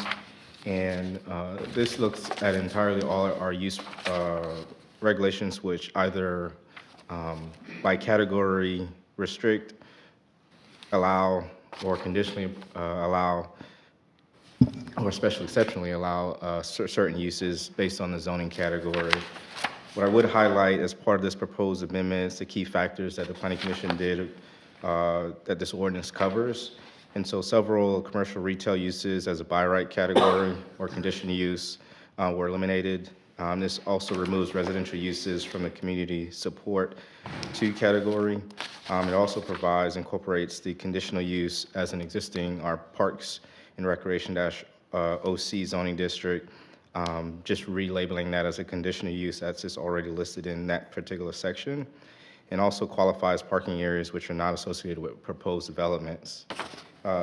Additionally, in this proposed amendment are accessory structures. Particularly, there's language in our fences and pool sections that have been amended to accommodate what we call newer or standard practice in the development process and permitting process. And that highlights the changes that are outlined. I did want to highlight, prior to you guys going into discussion, I did receive some comments from the mayor yesterday regarding 2 particular points. So once you get to the discussion point, I can introduce those things. But that gives a brief overview of what the Planning Commission's recommendation is for this proposed change. Just to add a little bit of color to this, this is stems from discussions I'd had with the chair of the Planning Commission, other Planning Commission members, with an effort to do a reset on our use table, and this is basically by right or conditional use. By right is if you own the property, you're entitled to do this thing on that property. Conditional is it could be approved by the planning director. Special exception would have to go to the BZA. But to stepping back from that, our use table, in fact, most of our zoning ordinance was basically just adopted from Charleston counties. We used to be administered by Charleston County. And there are a range of by right uses, particularly in commercial areas, that make sense for a broad county, that I think most of us would agree, and certainly the Planning Commission does, and I'm supportive of these, are not necessarily things we would want to allow by right on Kiowa Island. For example, a Home Depot store in Freshfields Village. Exactly. We just. Exactly. If you want to get a text amendment, or maybe it's a special exception, then you can come to us. If you want a PD, we can negotiate that, but it's not something you can do by right. So that's kind of what underpins at least the changes to the use table. There's a lot of other issues that we can certainly talk about regarding accessory structures. I would entertain a motion to go into public hearing. So moved. Second? Any discussion? All in favor? Aye. We are in public hearing. Are there any public comments in public hearing on the zoning changes? When do I get to ask a question? We're getting there. Do you want to go and sit out there as a matter of public? And you can shift gears. I would entertain a motion to return to regular order. Well, before we leave, can I'm I sorry. ask the public a question? May I ask the public a question? You can ask the public a question, yeah. Mr. Pamar, and I was looking for Mr. Warren. The things that affect the ocean course, the PROC, I guess, they went from permitted to conditional for single-family detached, patio homes, duplexes, multifamily. There's some language later on. Did you guys initiate this? Are you okay with this? Do you know what this is about, or? Yes, I'd love for you to comment.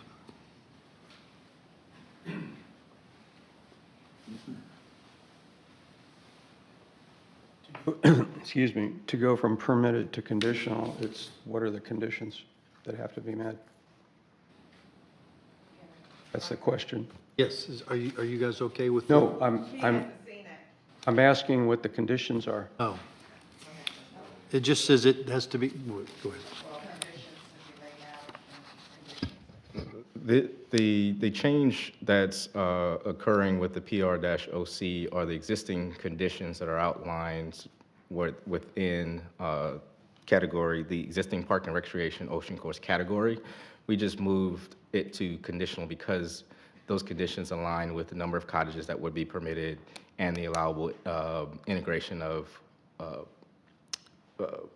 commercial resort. Let me just read it, I'm sorry. The condition is dwelling units may be attached to and integrated with non-residential buildings, but shall be no more than 4 dwelling units in a building with the PROC category. So because that condition needs to be met, we just transitioned from a by right essentially to that condition. We would support that. Okay, that's all I had then. Entertain a motion to return to regular order. So moved. Second? All in favor? Aye. Aye. Okay, now, I entertain a motion for approval of the Planning Commission's recommendation. So moved? Is there a second? Second. Discussion, questions? My turn. Yeah. I have a suggested change. This is in section 12-103, conditions of use, page 18. At the very top of the page, subscript B states private tennis courts shall not be constructed. I suggest we add private tennis courts and pickleball courts shall not be constructed. Further, do we really want to have tennis or pickleball courts on private property? I'm not sure I really want that in here. And if we do, we should be adding hours of use.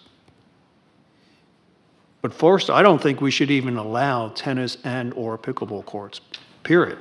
Well, I don't know that there are private pickleball courts that have been installed on private property. There certainly are already private tennis courts. Correct, I know. So they've, Can I contribute? certainly. Mark. Before the ARB, a request to put a padel court. So if you're familiar with. Yes, Yes. Padel, okay. It's similar to pickleball. Yes, but yep. I think it's one of With walls. the first ones that's. With big glass walls. Yeah. So I would change my suggestion to private tennis courts, pickleball courts, and padel courts. But it goes back to the underlying question, do we really want that on private properties on the island? I don't personally. And, That's the discussion. and why not? It is private property. What is the public health and safety consideration there? Noise for one. That certainly would be true for pickle, maybe a little less true for tennis. I don't know about padel. Well, the other thing, we talk about the environmental perspective on the island. I don't think we want to allow removing vegetation to put up a pickleball, tennis, or padel course when they're going to be already existing on the island, either via the club or the governor's club. I don't see the owner has to have their own. I just don't think we should allow it. That's my position. So, just food for thought. What if I took the same view on swimming pools? There's swimming pools that are available to the public on the island. Why should any individual have a swimming pool? Okay, but we're talking about tennis courts and pickleball courts. I don't think we should have those, and I think we should discuss it. I'm just talking about your comment about removing vegetation, and I thought you were going to talk about, Swimming pool is not anywhere near as big, but you seen my pool in deck, Russ? I'd like lucky to. it's already in. You're lucky your grandfathered in then. Well, would something like that count towards the pervious surface ratio of a lot? Because like you said, it's pretty big. Well, Yes. it would count technically, but if they put in a clay court, it would be pervious. So it's one of those, I don't know how many clay courts that we've had. I mean, the courts that we have seen, which are pretty few, are your standard hard surface. hard surface. So those are calculated.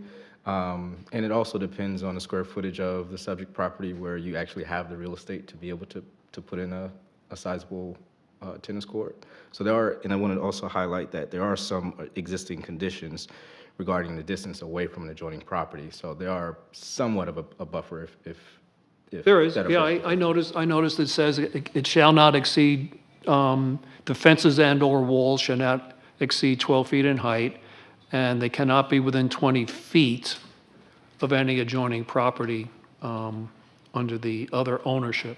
And just to be clear, as a procedural matter, there is no change to the status quo that is being proposed I understand. with regard to this accessory. I mean, there is no prohibition. We're simply, I what exists. understand all okay, that. So okay. I would like to add a prohibition. If the rest of the council doesn't agree, then, that's the way it works. I just can't imagine having a pickleball court or tennis court or padel court next to my house. This was an issue, it's been an issue at several, like coastal municipalities. I know there was a big discussion at Isle of Palms about pickleball courts, and I can't recall as I sit here exactly how they resolved it, but I know I've seen it at several BZAs and things too, given the potential noise issues. There have been a lot of lawsuits concerning pickleball courts against HOAs that have installed them as an amenity, et cetera. That's what I was wondering, if there's a noise consideration as well. There is, if you Google it, there's lawsuits and they get the sound test out there to do decibel readings, and apparently it is pretty loud. I want to say our neighborhood dealt with this personally, and we did sports courts generally, because basketball, pickleball, all that, so we used the broad term sports courts to get everything there, but we prohibit them in our neighborhood. I mean, So that's it's a up good to the- point, basketball court. It's up for you guys to decide. I throw it Well, out there. so it's, the issue is this is standards for accessory structures in residential districts. What accessory structures can be constructed in residential districts? Where does that reside in the code, if at all? Is there no restriction on what accessory structures can be built currently in the code anywhere? Yeah, this section 104 covers that, this accessory structures. Primarily, the biggest thing that I think most times hurdle for property owners for accessory dwellings, which we see more of than anything else, is that there's a limitation on the square footage, that it can't exceed 1,500 square foot of heated space. So that's typically what we see the driver of challenges where there are accessory structures on property. We have had the other, what I would say, hurdle is the placement of those. So if they are in the front yard of a particular structure and they're not connected to the integral main principal structure, then they would require Board of Zoning Appeals approval for special exception if they back up to the beach, lagoon, those types of areas. But generally, regarding accessory structure, they're permitted in most of all of our zoning. Well, that's what I'm saying, that's what I'm asking. It would be in, would we place it in 12104, or would you put it in the use table if there were to be we wanted to prohibit one or more specific accessory structures, because 12104 right now only establishes the standards for any accessory structure, but doesn't otherwise limit what accessory structures might be permitted. Yeah, so I think process-wise,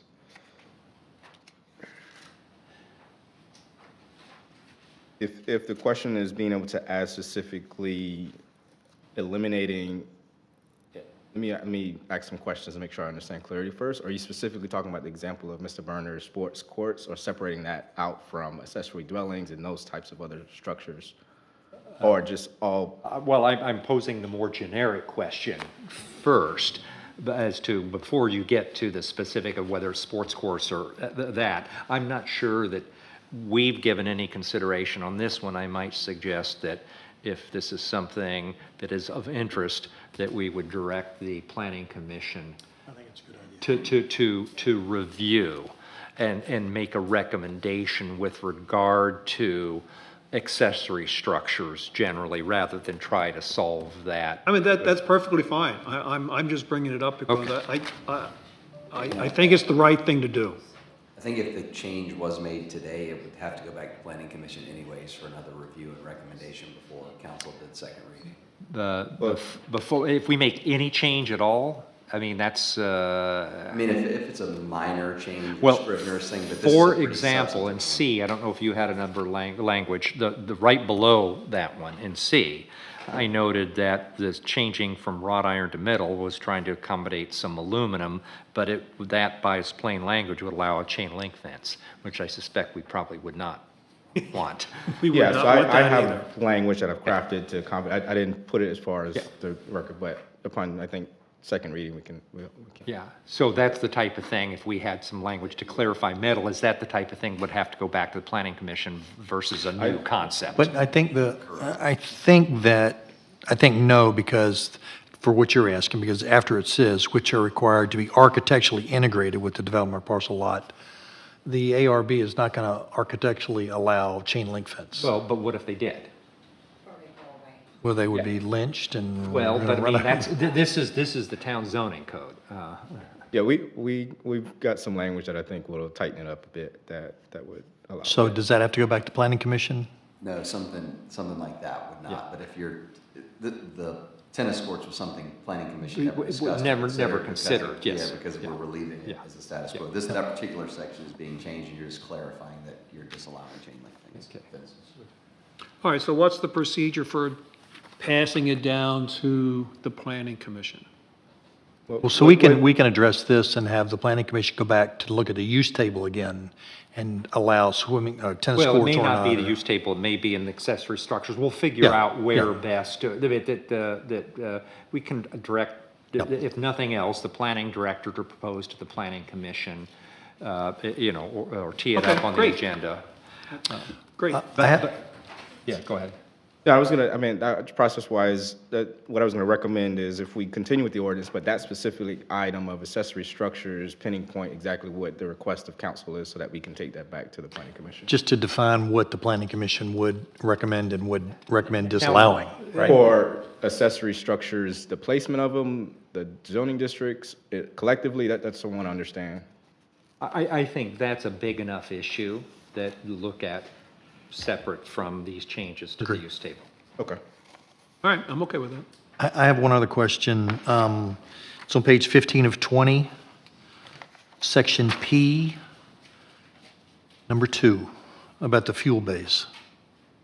I'm sorry, wait, page? Page 15 of 20. I'd raised that one with the Page 15 of 20. planning director as well. Which section are you reading? Page 15 of 20. Yeah, Section P, number 2. my page numbers are different then. John, that's the one dealing with the number of fuel bays. Okay, thank you. Yeah. You have it? You went over? Yes. So, it shall have no more than 6 fuel bays. How do you define a bay? And the reason I'm asking is, if there's a set of pumps, and you can pump from the left and the right side of the pumps, is that 2 bays or is that 1 bay? Yeah, that's something that we recognize that we wanted some clarity, so I would actually prefer that you guys help define what that might be, but your Well, I had this expectations. exact same discussion with the planning director and the town administrator, and posing exactly the same question. And I said, number one, regardless of that, 6 is too many, because nowhere in the town do we currently have more than 4 stands. You have 6 at the Exxon station. Are there 6? Yeah, there's 6 at the Exxon station. Are there? Okay. All right. I At was general thinking there were store at 4. the front gate. I think there are only 4. No, I There's 2 think rows two- of pumps. I think there's 3. I think there's 3 rows. I'm pretty confident there's 2 rows. Pretty confident. But I could be there's wrong. 3. Well, in any. So, yeah, so that's what I'm asking. Well, anyway, it was the intention was whatever the maximum number was right now within the town, that it be no more than that. Mr. Farrell, I can tell you where the 6 bays came in. It was derived from the language that was crafted regarding the Ando West Plan development, where that language seemed to be community supported, so that's where the 6 bays came from. But if we need a clarification, and for purposes of clarification, and we can do that probably without going back to planning commission, but for second reading, clarify what we intend in that regard. So I think whatever the number is at the Exxon station, at the market station, there are just 4. It's 4. But there's 2 on each. 4 at Exxon? Exxon? There's 2 rows of pumps. Yeah. So basically you have 8 pumps, you have 4 stands, you have 8 cars could get pumped at one time. So I guess, yeah, so for me, it could be, it's a huge can of worms, that maybe could be solved. Maybe the number of pumps is better, because you could have 2, 4, 6 bays, but they could be 12 pumps long, or just talk about. 6 people pumping gas is what you would hear, what I hear, opposed to 12. Well, no, 8 right now. 8 is there are 8 cars that can now. No, No, I'm talking about if there were 6, not the We don't 4. want that many. That's what I said, so you would, I think 2 pumps in a line, and then count the number of pumps twice as 4 pumps. So 8. Gives you 4 bays. So 6 pumps gives you 6 bays. We don't want, I've said, I would not want to allow by right anything more than was currently the case At the general store. in the town right now. Okay. So that, therefore. I'm okay with that. I'm just If trying to get somebody the was how trying do you. to modify, if they were redoing, would we want them anybody at the general store or otherwise, to expand the number? General store can do 4 By cars right. at once right now. so what I'm hearing is 4 cars at the same time, trying to And- simplify this. And the station could do 8 cars. 8 cars. 8 cars. At the station at Freshfields. 4, I'm sorry, 4 pumps is what I was. Yes, sir. 4 pumps, 8 is that reason? Yeah, generally- I think that's what we're, Whatever the general store is, The general store general store and has, market station, I think, are the same. general store can do 4 cars at once. The station at Freshfields can do 8 cars at once. general store can do 8. The general store can do 4 cars total. There's 2 stanchions, 2 pumps at the general store. At the station, it's 2 pumps, 2 pumps, 2 pumps, 2 pumps. The beach walker guy has it. And I pulled up a picture of it just now. Per bay, there's 4 bays, 2 cars per bay. You can pull up, one on each side, one on each side, one on each side, one on each side. That's 8 cars. Yeah, so just one more time, Freshfields has 4 fueling stations with 2 pumps each. Correct. General store has 2 fueling stations with 4 pumps each. No. I mean, Cars each. 2 fueling stations, 2 cars two, each. yeah, 2 fueling stations, 4 pumps. I don't have a passion about the number. I just wanted to explain so I know what the number is. Okay. Is there, Maybe it's- is there a general preference to number sticking at what's allowed at the general store or the? Mr. Spencer? Sir. Does your picture show how many cars per lane can fuel at the same time? At the general store? Yeah. Yes. Is it 1 or 2 cars? One at a time. One each? Okay. I would have lost that bet. I would have said there's. I likewise would have. John, where is it in the use table? Which page is it on the use table?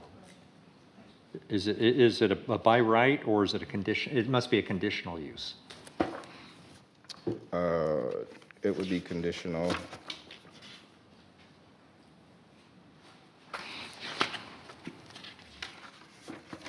So is this targeted at? No, because that's not within the town. Forgive me here. Developmental today. It would be under, geez. If they want to just have a big, huge fuel center, do we care? I care. Yeah. But what if they had, what if we annexed that down west and they wanted to put 8 bays or? Under a commercial designation, page 8, which would be your, I think, page 9 of 20. There is no 9, there's only page through page 7 of. I have a 9 of 20. At the second, service stations, gasoline with or without convenience store, so it only is allowed in our commercial zoning district as a condition. I'm sorry, on the use table itself, Page 9 of 20 or there's only 7 pages in the use table. you in the verbiage or the table? I'm not finding where this is a, The last page of the actual table.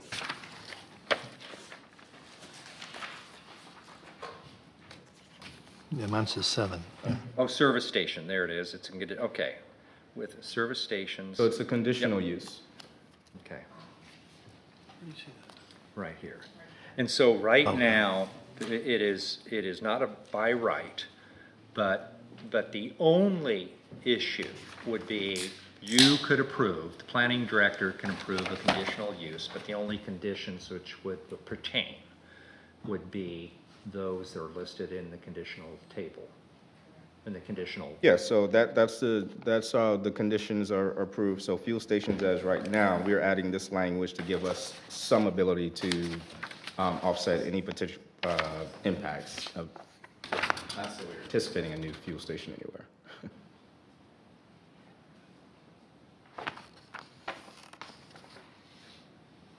So why would there not be, John, I'm asking, so this is a retail sales and retail personal services, but why would there not be, why wouldn't this be under a separate, since there's a separate category in the use table, why wouldn't any conditions related to a fuel center be separately identified? They're all listed under the same retail sales section.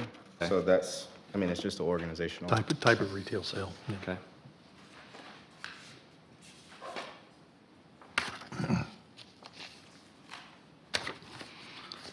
So I'm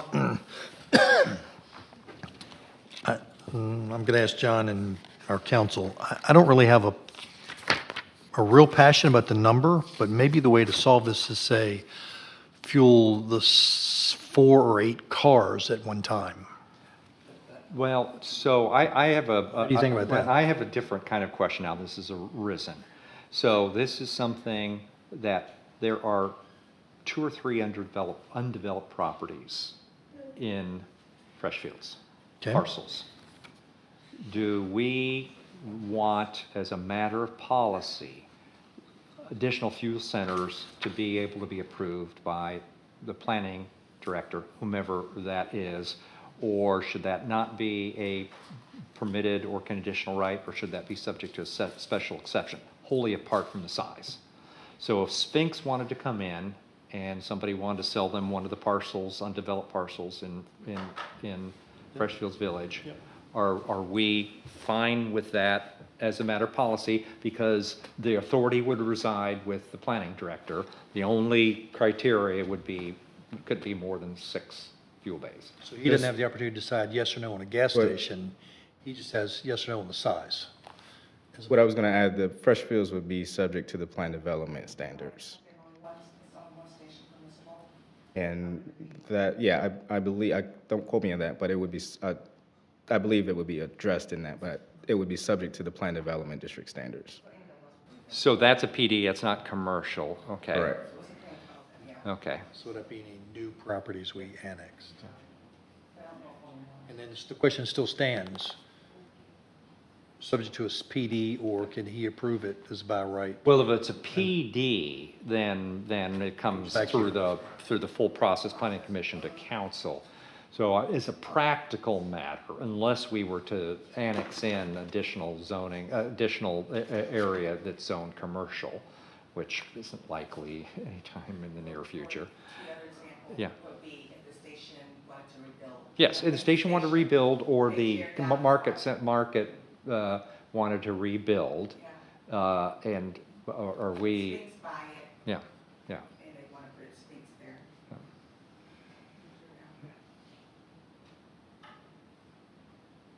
I mean, I don't know if we need to solve for this one right now, but that's just understand that that's what's currently in the code. He's just adding a qualification that at least somewhat further restricts current law by putting this 6 fuel bays, which we need to further clarify.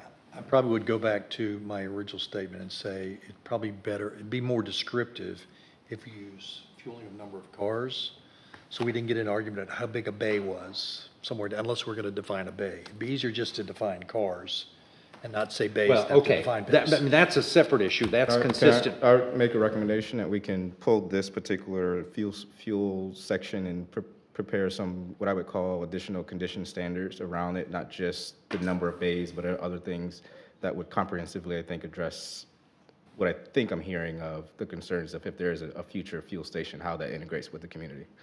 And can then, as a matter of process, would that need to actually be further reviewed by if we add a condition, since this is already something that's being considered by the planning commission, we simply add another condition to something they've already considered, do they have to go back and review it, or can we simply incorporate that in second reading? Give you the classic lawyer answer, it depends on what is added. But I think, like, for example, the clarifying language, like if The you said clarifying, yes, but if 6 we. fuel bays allowing fueling of 12 vehicles simultaneously, or something like that, Yeah. so that it's clear. But, I mean, you've got 6 now, I've heard the discussion of 4 potentially. But I think that's probably fine, and you would not. That, I understand that would be fine, but if we add, there were additional conditions. I was making that recommendation that you guys would kind of approve as a kind of a slightly modified, but we can come back at a later date with more beefed up conditions. Yeah, because they're going to be looking at sports courts too. Yeah, well, that may be handled completely separate from this particular first and second reading. That may be just a separate proposed, I'm thinking. Is that what you were suggesting, though, is any additional? Yeah, I mean, conditions? from what I'm hearing, there's not necessarily a big concern about this section being added as a condition. It's more so what parameters are around the condition. So being able to sort of more clearly articulate what those conditions are. Yeah, I mean, defining the number of cars works for me. How many can you fuel at the same time? I'm fine with the clarification as a practical matter. This isn't likely to be much of an issue in the near term, so we can think further about whether there's some additional qualifying language, conditional language that might be appropriate, and then we can discuss with council whether that would require additional input from the planning commission. Okay, but Okay, so let me just ask the question, and maybe this will end it. So if we changed this line to fuel stations have no more than 4 bays servicing 8 cars at one time, would that have to go back to the planning commission? No, but if you're adding conditions that the planning commission never considered or hasn't recommended yet, that would probably need to go back. So they may not have considered the number of cars, is that what No, they did. This is just clarifying what Yeah, it's 6 fuel bays is, and I think we can change the number, but if you're adding a condition that you can't sell tobacco products, or I'm just making stuff up. So 4 bays and 8 cars would be okay for us to change here? Yes. I would suggest we do that. Or is that too many cars for you? no, that's fine. So can I make an amendment to, do we have a motion that I can amend, or? There's no motion yet? Well, no, there was a motion to approve it the way it is, so Yeah, yeah. there was a motion to approve the planning commission's recommendation, which is everything here. We are going to, do we need to vote on each little change, or we can do, what's the best process? Because there may be a lot of little ones. For example, we're going to have between first and second reading, there's going to be some clarification on metal material, so as to exclude chain link fence. I don't know if we need to do that now. That can be simply included in second reading. Maybe, let's maybe just, yeah, because I mean, that's the thing, is this is just first reading, so I think if there's consensus, unless somebody Yeah. has an objection, you can instruct staff to. Yes. Yeah, we I can make those I don't suggested think we language need ready to. for a second reading. You can do a motion right at the end and say, make a Yeah. motion to instruct staff to Yeah. make the changes as discussed. Okay. The 4 bays serving 8 cars. Read between the lines. Loud and clear. All right, any other questions, comments, concerns? John, you were also, as we talked about, and again, council, whether this is something that would need to go back or not, whether it's not really a clarification, but we get to page 20 of 20, temporary uses. The very last page. You have the temporary buildings and temporary building material storage areas, and you have special events. In number 2, temporary buildings and building materials, in E, you have materials shall be removed and the site shall be restored to its pre-existing condition. You have in the down of special events, equipment shall be removed, but not the same. And the site shall be restored to its pre-existing condition language, and I was suggesting that that clause be added. I would say that that's in the wheelhouse, I mean, but Yeah. I'll defer to council. Yeah, I think Yeah. you're good on that one. Okay. That's just making the sections consistent. okay. You want to put that as a motion then, or? Well, no, he said we would do it, we okay. can Do a just second direct staff to do this clarifying I would make change. those are the 3 clarifying. I would have a motion to amend it to direct staff to make those 3 Okay. changes. One dealing with number of cars, one dealing with prohibition on chain link fences, and the other one to make the special events restoration of the site consistent with the prior section. Okay. Any other Nope. questions, comments? So the town attorney, would somebody make the motion that the town attorney just stated? Can I ask a question real quick?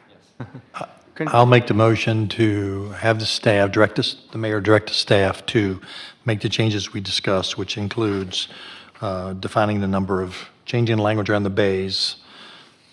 What was the second thing we're changing? Prohibition on chain link fences. Prohibition on chain link fences, and then making the language consistent on page 20 around temporary buildings and storage areas.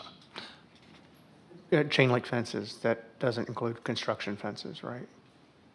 No, so that's the thing we would maybe call out as an exemption, temporary construction perimeter fencing.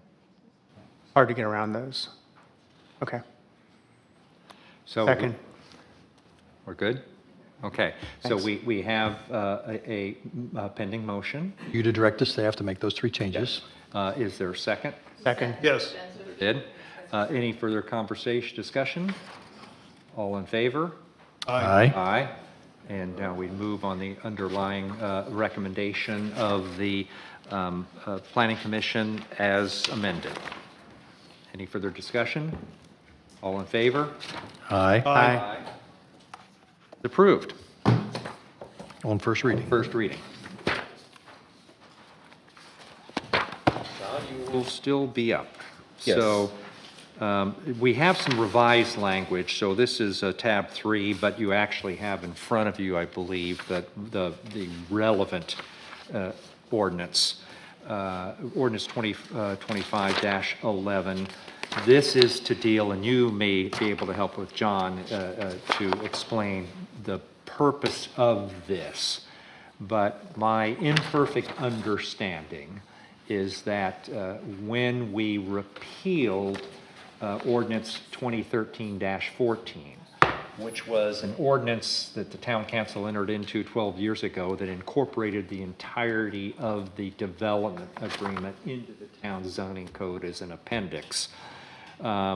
We repealed that ordinance and removed the ARDA from the town zoning code. However, we specifically left in place the existing setback standards, but that has created a little bit of an It was issue. ambiguous. One of the exhibits that was in the ordinance said, basically, you can use the ARDA standards or the base or the base zoning. And what was intended was for all sites that were already developed prior to the expiration of the ARDA setbacks applied, and then for any undeveloped sites, that the base zoning setbacks would apply.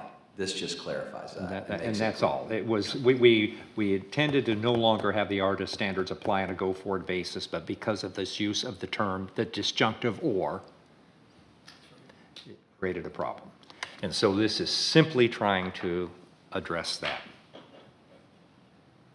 But I entertain a motion to approve the Public hearing.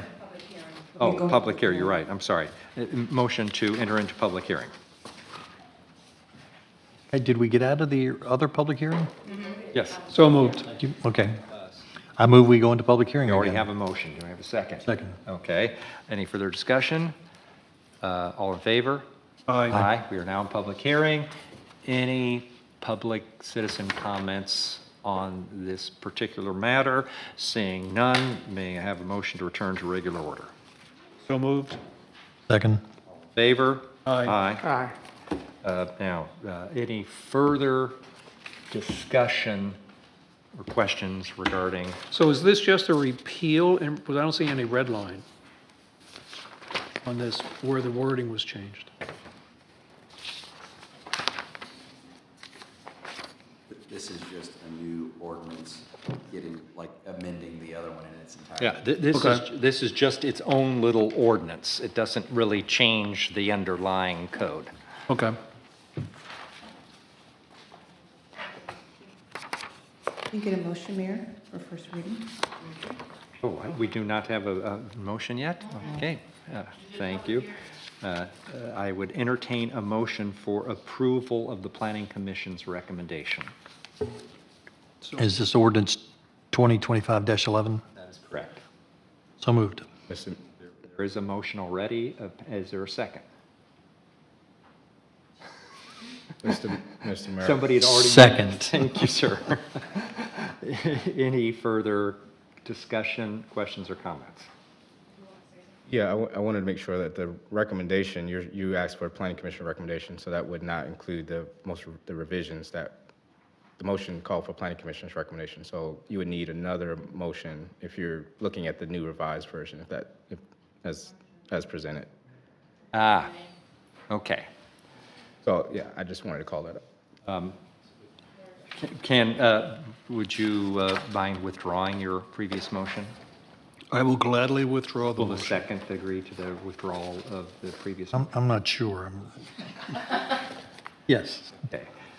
Would like a new motion to approve ordinance 2025-11 as before council today, that has been provided. What? Yeah, on first reading. So moved. I'm exhausted. Second. Discussion. No discussion. All in favor? Aye. Aye.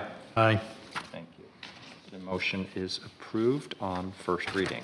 Can Thank I you, make John. a side comment based off of the information that was handed out? Getting a bunch of anonymous comments, I don't think helps.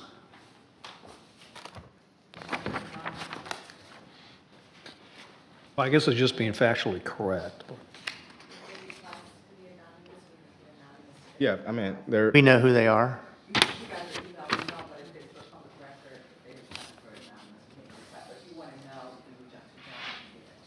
Okay, I've been places where I've seen I don't campaigns know if launched by we companies can to, require that if you want to put a comment in the public record, it needs to be, you need to identify.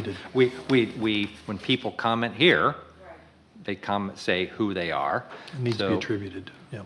we could probably require that public comments provide your name and address. I've seen it abused other places. No. Massively. I appreciate that. Moving on to the next agenda item under tab 4, ordinance 25-12. So we begin the Ocean Park proposed zoning revisions, essentially rezoning from R1 to R2, but with some other aspects to that. Daniel, you want to introduce this? Yes, thank you, Mr. Mayor. Neil, if you want to change it to I've got a short PowerPoint presentation to highlight the changes we're discussing. So our next two items on the agenda are, we're going to treat them as, I'll do the speeches together and then we can vote on them separately. The first one is the change of the comprehensive plan amendment, and the second is the rezoning. Both of them pertain to subject parcels located in and around the Ocean Park neighborhood. So the applicant is requesting to rezone and change the comprehensive future land use of the subject properties in the Ocean Park neighborhood. Daniel, in this case, the applicant was the homeowners association. The applicant is the town of Kiowa. Just right on the first line. The homeowners association, I know, reached out to the town asking if this would be initiated. They definitely are in support. Okay, got it. Thank you. So we did receive a letter earlier this year from the HOA asking for the town to initiate the rezoning and the proposals. So applicant is requesting the rezonings of the subject parcels from the R2 residential zoning district to the R1 residential zoning district for all platted single-family residential home sites.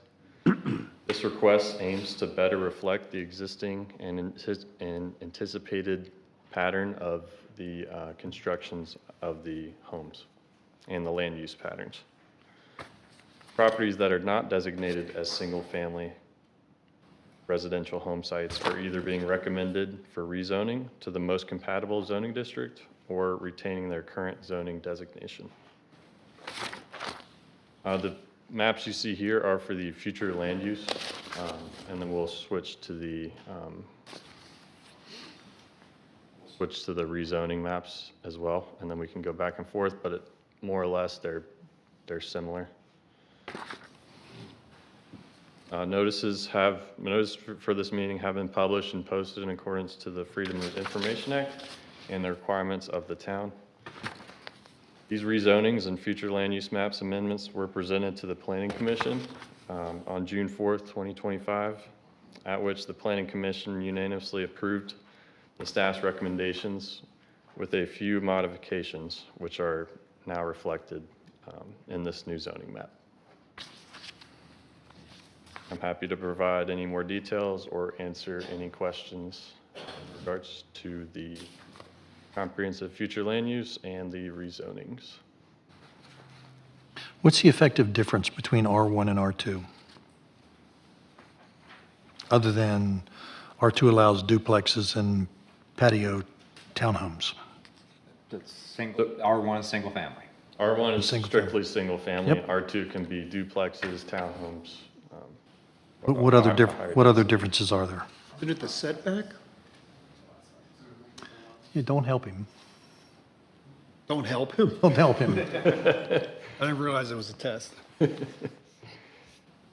The lot sizes are different. You can build on a smaller lot size, and then the lot coverages differ too between those two districts. What is the lot coverage difference, please? So in R2, you're allowed to build up to a 50% lot coverage if the lot is less than 8,000 square feet. You're only allowed to build up to a 40% lot coverage in the R1 zoning district. These are all generally like almost 1 acre lots, or not all of them, generally probably too strong a word. They're bigger lots, bigger than 1/4 acre. Do you know what the lot coverage is for these? Most lots on the north side of the island are above the 12,000 square feet lot size, which the whole reason for this rezoning and the comprehensive plan map amendment is affecting the lot sizes, which are lot size 8,000 square feet to 11,999 square feet. So it's targeted at the smaller lots. Correct. So to the left side, there's a handful of smaller lots off of Pete Dye. Yep. And then you also have a few off of Front 9 Lane. And then a handful of lots to the east side as well. So again, I'm sorry, for those lots, the setback goes to 15 with the change? So from the expiration of the 2013 ARDA, those lots went from a 10-foot setback in the ARDA to a 15-foot setback, which is in our zoning ordinance. With this rezoning, it effectively changes that 15-foot setback, side setbacks, back to a 10-foot setback, which are reflected in the ARDA. So you can build a bigger house, have more lot coverage, be closer to the setback, sidelines, okay. You can build, your setback decreases and you can build a bigger house.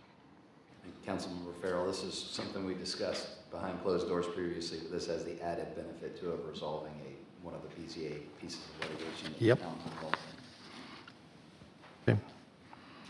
Yeah, I'm with all this. I just want to make sure I understood the specifics about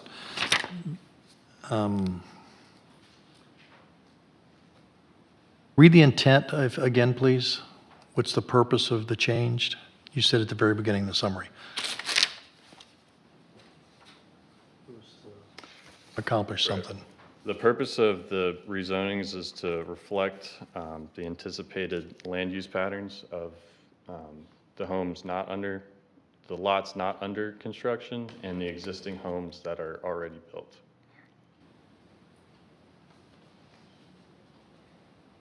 Is that the extent of it? That's it?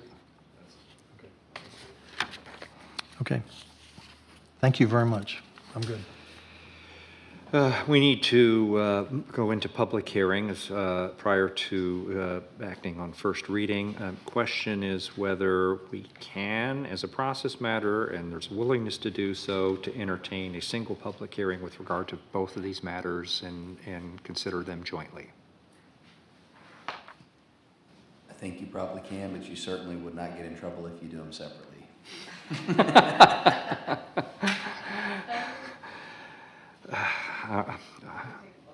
Yes, I think we can do them both together. Enter a public hearing to, with regard to proposed ordinance 2025-12 and ordinance 2025-13.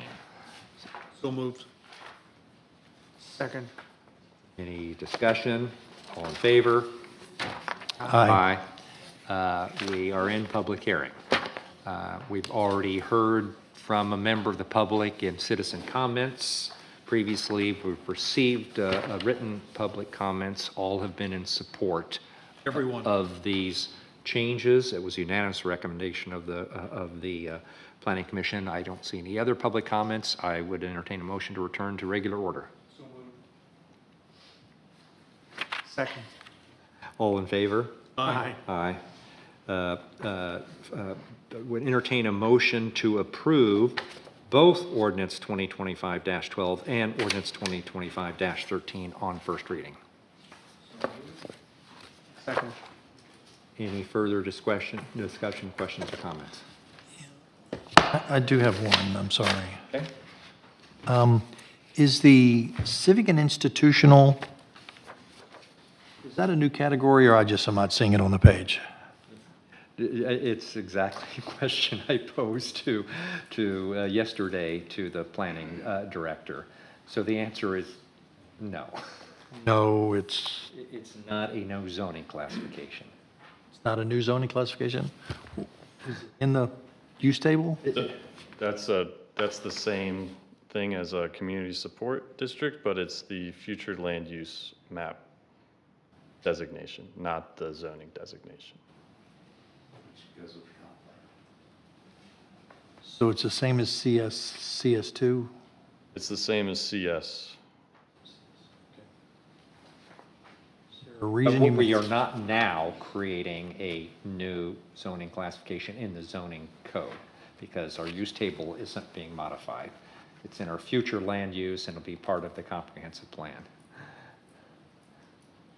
That really didn't help. It didn't help me when I tried, because I had to pose the exact same questions. What is active recreation, residential, and open space, and what is civic and institutional? So this is a land use designation, not a zoning designation? Correct. Why do we have different ones? Why don't we have the same land use and zoning designation? Because there's confusion. So your future land use designation is going to tie within your comprehensive plan. So this is thinking years ahead. Your zoning designation is what's going to be boots on the ground today. So think what's actually allowed to be developed, specifically the zoning standards that would apply. The zoning district is going to give you teeth. The land use category is going to give you a broad kind of direction. Sounds Well, like, the purple is a large area. What is the thought process of what's going there? That's actually, Key Island Utility owns that track, which is just north of the resort's maintenance yard. You probably would not even notice it because it's heavily vegetated right now, but it's owned by the Key Island Utility, so it aligns to all of our other civic and institutional of what's behind solar rail, those type categories. So would they put in some sort of treating facilities there, or what's its? No, I don't know if there's any physical operations right now there, but the property is under the portfolio of the Key Island. Right, but so they could put in treating facilities then? Potentially, yes, yes. Okay. Did you have a comment, Mr. Permar? This was property that was purchased prior to any development on Ocean Park land, when it used to be known as Cougar Island. And it's similar to the land that they own where they have a ground level storage tank at the preserve. So the idea was, not knowing at all what the development of Down Island was going to be, the utility company wanted to have land available for the what-if scenario. Okay. So what I would suggest is it's similar to that land holding in the preserve. You probably don't even see it because they have a tank that's buried in there as a supplemental tank for the system. To supply potable water? Is Right. that- Okay. Yeah. No, there's no treatment done. Right. So it's treated at soar rail and pumped? Pumped down. I got it. All right. Thanks. And so while I'm here. The one in the preserve connects with the secondary connection from Johns Island that goes under the river and provides us backup in case there's a disruption at the other end. Yes. So that this is part of that way of thinking. It's a backup opportunity. Whether they're going to do it or not now, I have no idea. But it allows for a land set aside that they own. Right, but that explains what it's used for. It certainly hasn't arisen in any conversations with KIU. I don't believe there are any current plans to do anything with that. If I read the map correctly, there are other two small little pieces that are purple. Have you seen the map? Do you know what those other two little small pieces are? They look like they're 50 by 50 parcels. One's right on the corner of Victory Bay Lane. You're welcome to come look at. Those are pump stations. Those are pump stations. Sorry. Ocean Park. Any other questions, comments? No, sir. For the record, we have a motion pending to approve both ordinances on first reading. All in favor? Aye. Aye. Thank you. They are approved. Moving on. We now have consideration of approval of ordinance 2025-14. These are a couple of minor changes to our procurement policy ordinance, issues that arose after we had previously approved the ordinance. Stephanie can talk about these as well, but basically two things. One, there was an inadvertent omission of a gap of approval authority for the mayor in between the staff's approval authority and things over 20,000 going to council. There were two little gaps. One is beyond council with a certain amount to deal with, I think it's $5,000 to $10,000 that is unbudgeted, because staff has authority between $5,000 and $10,000 for something that's budgeted, and then between $10,000 and $20,000 for something that is budgeted. The mayor would have that approval authority, and $10,000 and $20,000, which is unbudgeted, would be a council mayor plus one council member, and then anything above that would be 3 council members. So there was a gap that we inadvertently didn't close in the new ordinance that had been filled in the prior ordinance. That was number one. And number two, we're adding an exception to professional services to include artistic services, because it doesn't work to go out and get competitive bids for a band that the Arts Council developed. Got it. Yep. Like the Bacon Brothers is one that we Right. have coming. You Right. can't go out and get competitive bids for the Bacon Brothers. It's the Bacon Brothers or not. So we've added an additional exception to cover that eventuality. We didn't think about it until those contracts started coming in. Did our legal counsel review this for consistency and accuracy I don't know that it was sent. and a holistic approach, and make sure all these i's were dotted and t's were crossed? I know- Weren't any I know gaps? there were a lot of iterations of this, at least at the outset. Anyway, I would entertain a motion for approval of these revisions to our procurement ordinance. So moved. Second. Any other questions or comments? I have a suggestion. General provisions 1B2 talks about a change order of $20,000 or greater.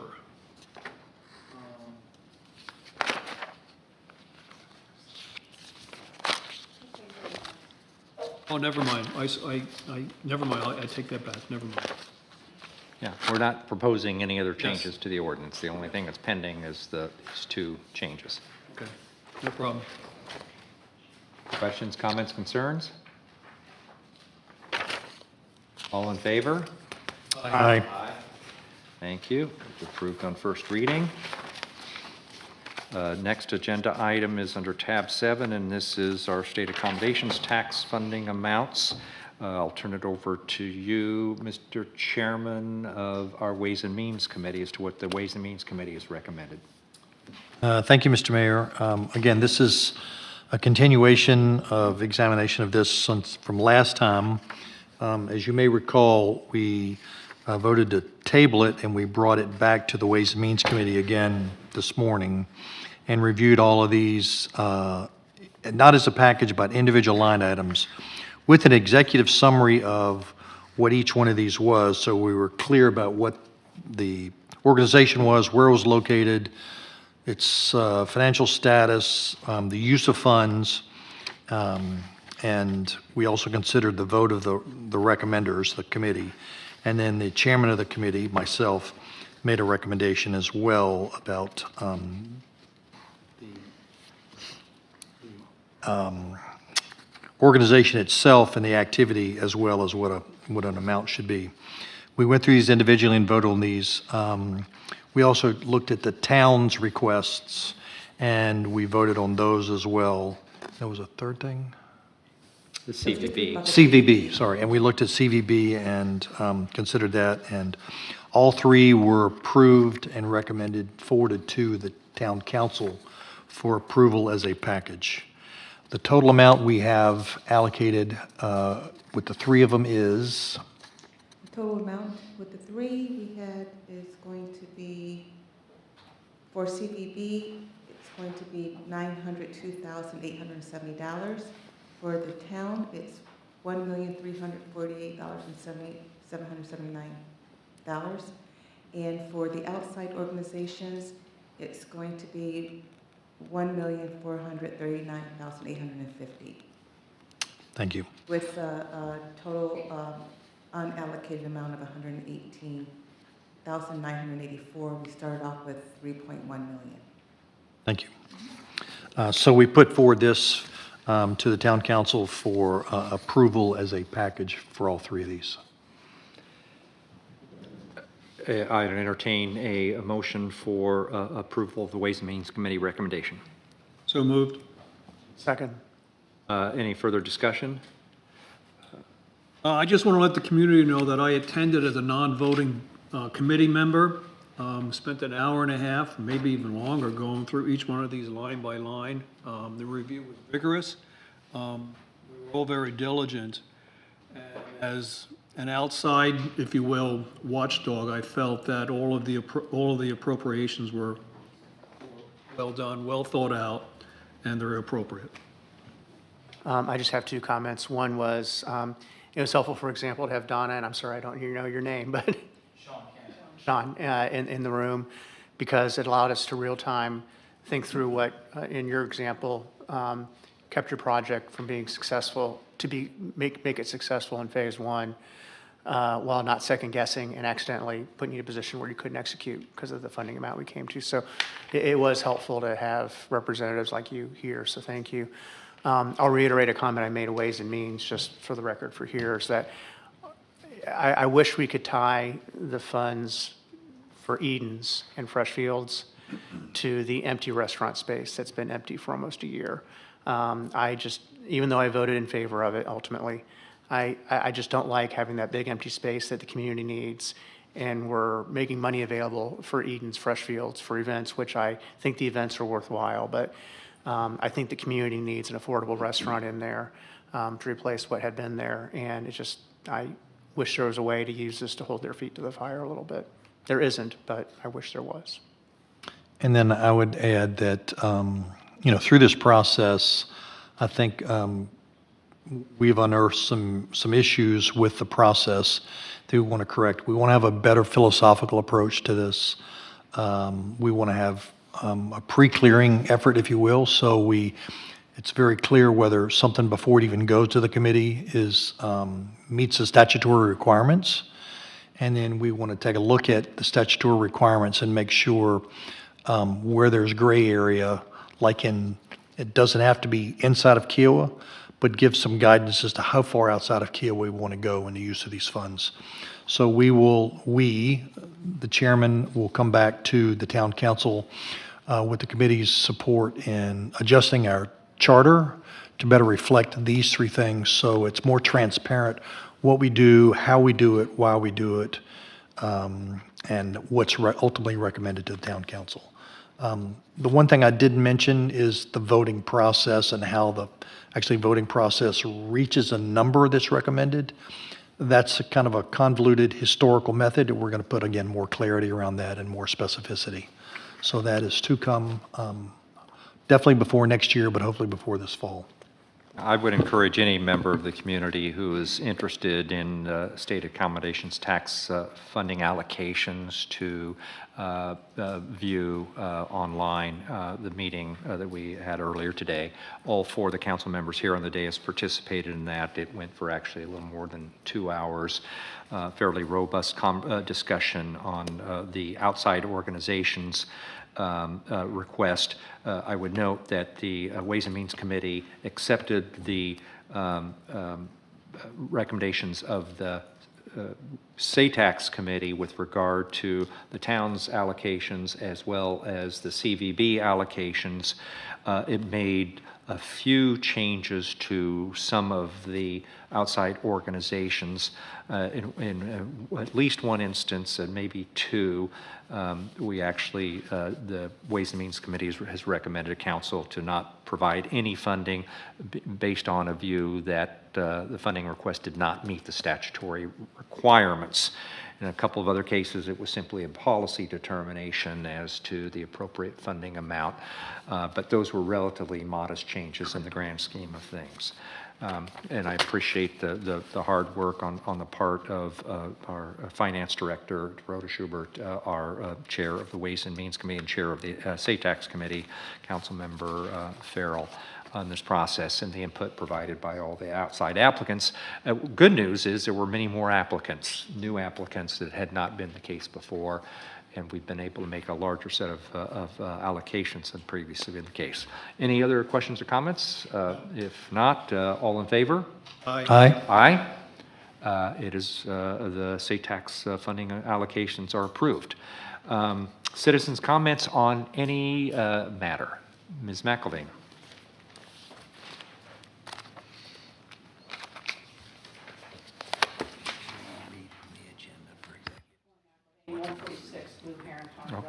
Okay. I did say the process of amending the ordinances is not sexy. I think we've just spent 3 hours seeing how it's not very sexy, but I very much appreciate the rigor that everyone puts in and the attention to detail and the thoughtfulness.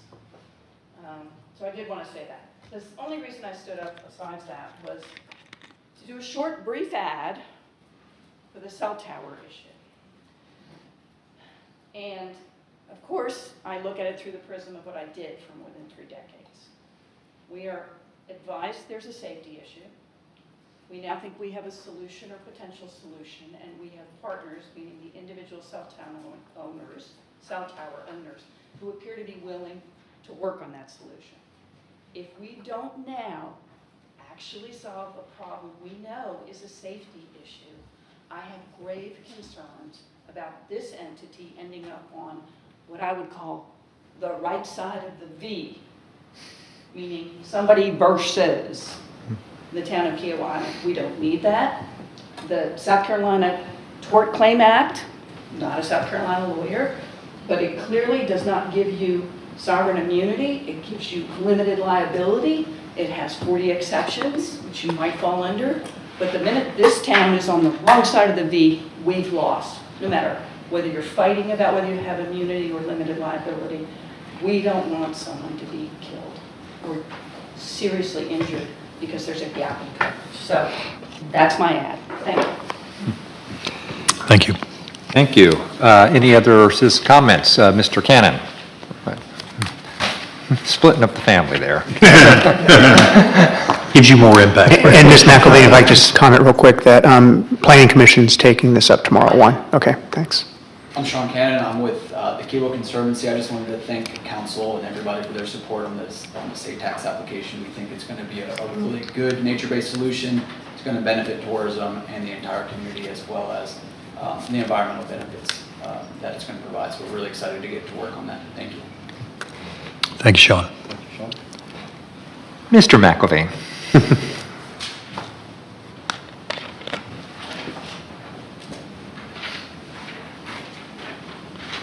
Brad McElvain, 146 Blue Heron Pond Road. As you go through this process, as you're looking at the various zoning ordinances, one of the things that I've raised with some of you, and I'd just like to raise it again, there does seem to be sort of you have a very robust process for approving buildings, where you have to go to the EOB, you have to get approval, the town will not approve then a permit going forward unless the EOB approves it. But that process seems to fall apart at the end of the building process. There's nothing there's really no check to determine whether what has been built has actually been built to what the ARB requires. The ARB keeps, as I understand from our experience, they have a deposit which they return to you if it's acceptable, but that's really the only thing. If, for example, in our neighborhood, there are size developments, size requirements that say you can't have a conditioned space greater than a certain amount. What people have been doing is they go into the ARB and say, well, we're going to meet that size requirement by not conditioning certain space. But when they actually build the space, they build it with conditioned space in excess of the amount. And nobody seems to really check on that. So it's, as you're looking at it, we've talked about the setbacks, Maura talked about that. But there are other issues at the end of the process. And maybe it's just, if nothing else, if there's a discrepancy, it gets sent back to the ARB for them to reevaluate, determine whether they think it's appropriate or whatever. Because I do realize, you're talking about maybe enforcement of private covenants, which may be an issue. But I do think there has to be a more robust process at the end to make sure what's being built is actually what was approved. And it just seems like that's some, as you're doing this, I just to keep that in mind. So, can I go first? Yeah. So, thank you for the comments. You know that I'm involved in this right now. I can say that from the town standpoint, there's an inspector that came out and did a very rigorous review of what we've done. Now, we haven't asked the ARB to come out yet because landscaping is still not done, but I will let you know how that pans out. The town's got nothing to do with the ARB. That's the main thing I wanted to tell you. Your comments are probably better directed at the ARB or KICA right now, but not at us. But in terms of building codes, there's a very rigorous process for us. But you're approving a building permit for a certain size building with a certain size conditioned space. If it's not that, it would seem like that's a discrepancy that should be. When you say conditioned space, what do you mean? You mean whether it has whether it's heated and air conditioned. Okay, again, the town has a rigorous process, and there's actually documents that have to be signed, and that they're inspected. They're actually filed with the county clerk. Well, council member, I would actually, having talked to one of your inspectors who was doing the final CO inspection on the house where we think there's an issue on setback, I raised that with him, and he said that's not something they look at. He said setbacks were not, his issue was solely safety-related issues, not whether it complied with the town requirements, all the zoning requirements. Well, there, at least in, if I might, at least in one issue, there could have been better internal communication when an issue was flagged to one department. It was should have been the province of another department. We'll try to work out those internal communications issues, but to be clear, and the point that I think Councilmember Farrell was making, and you did note this, Brad, is that the town will ensure that a building inspection, that the building that is built complies with the building code, and then the zoning administrator will determine whether or not it complies with the zoning code, which are setback requirements, lot coverage, and things like that. The building inspection may or may not reveal, it probably shouldn't, it's not the purpose to reveal whether they're actually zoning code. But you issue a certificate of occupancy. But the certificate of occupancy is based upon the compliance with the building code. I mean, we need to, yes, we need to do a better job of internal communication, but it's not the building inspector's primary responsibility to go out and figure out whether all the zoning code requirements are met with regard to that property. They're just not their skill set. I mean, I know when we did it, we had to provide an as-built drawing. Survey. Survey. I don't know whether that was required here, and if it was, And I simply don't know, does either the zoning administrator or the building official, is a as-built survey required as a condition of issuing a certificate of occupancy? No.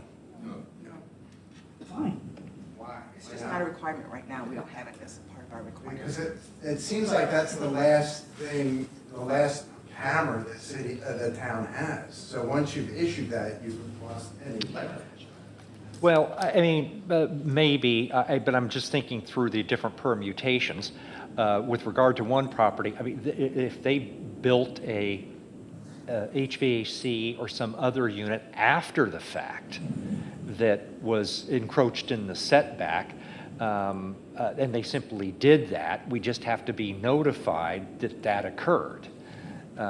Now, maybe they should have pulled a permit, electrical permit for that. Maybe they should have gotten a zoning permit, and you would have identified all that stuff. Well, and the comment that it's the ARBs, but we do rely on the ARB with the initial permit. Because I understand that the permit. No, that is simply not correct. My understanding is it won't move through the permitting process without ARB approval. That is not correct. That was once upon a time. That has not been the case for a fairly lengthy period of time. We built. And now, Brad, some contractors don't like to move forward, but it's not a requirement by the town. There's certain contractors. It used to be the case that on the town's website it says get the ARB approval, and there have been changes in councils and administrations, and that issue has been addressed. I understand that may be the case now. And I think, but that doesn't seem to be widely known, let's put it that way. But I think to your other point, Yeah. it does seem to me that we would have one of the criteria for CO to make sure that they're complying with the zoning as it was permitted. That, I mean, I can picture one right now that I've been watching that I'm not sure is complying.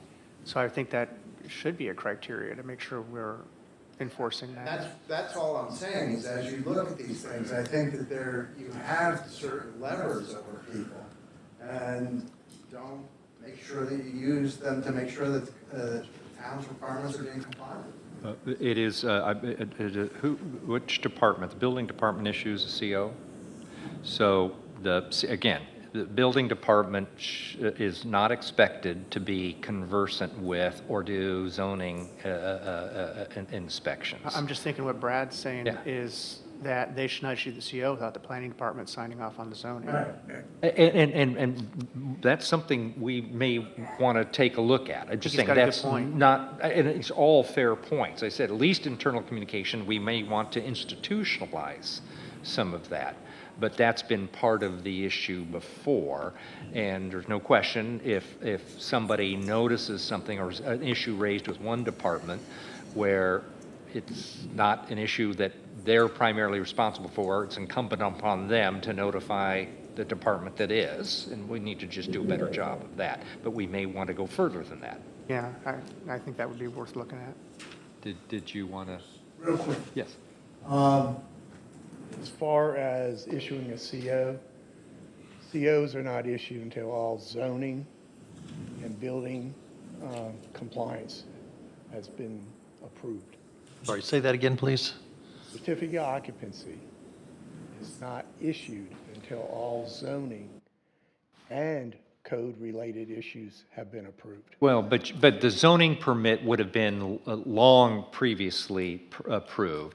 The issue is whether, I think the issue is whether there's anything that's in the construction process that was not consistent with plan that may have resulted in a violation of a zoning standard, for example, setback or lot coverage issue. I think what we need to do, occasionally we get as-built surveys, but it's not required. I think what we need to do moving forward is actually put together an ordinance that says an as-built survey is required, and let everybody know. I think that makes sense. I do too. That was our Okay. understanding of what was actually required to be built. Well, that, I believe, it may be the case that the ARB requires an as-built survey. I do know that our next-door neighbor, when they put in an HVAC unit, they had to pay even though it met all the requirements, they had to pay for the several $100s to get an as-built survey just for that. But that may be an ARB requirement. Whether the town should also impose that or not, we'll certainly, that seems reasonable, and we'll take a look at that. I think it's required, should be required, not I do reasonable. too. Okay. Well, we can see what we can do on a volitional basis, encourage people to provide it, and if we need to put some teeth into that by passing an ordinance, we can bring that back to the council. Okay? Okay. All right. Thank you, Brad. Thank you. Any other citizen comments? Thank you for those. Appreciate it. No other citizen comments. I would entertain a motion to move into executive session pursuant to South Carolina Code 30-4-70A2, and this is to receive legal advice with regard to pending litigation, proposed property purchase, and concerning matters related to Captain Sam Spit, which is also a matter of pending litigation. So moved. Second. Discussion? All in favor? Aye. Aye. We are in executive session. Thank you.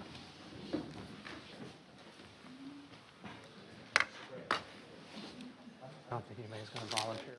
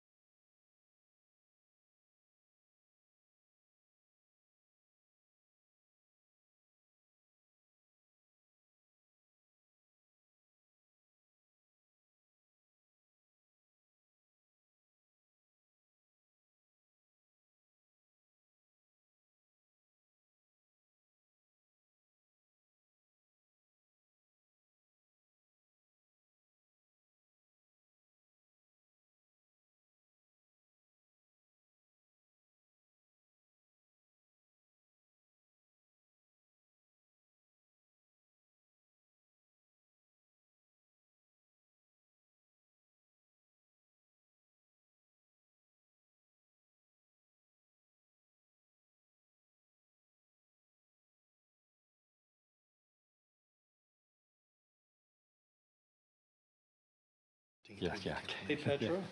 Yes, sir? Yeah.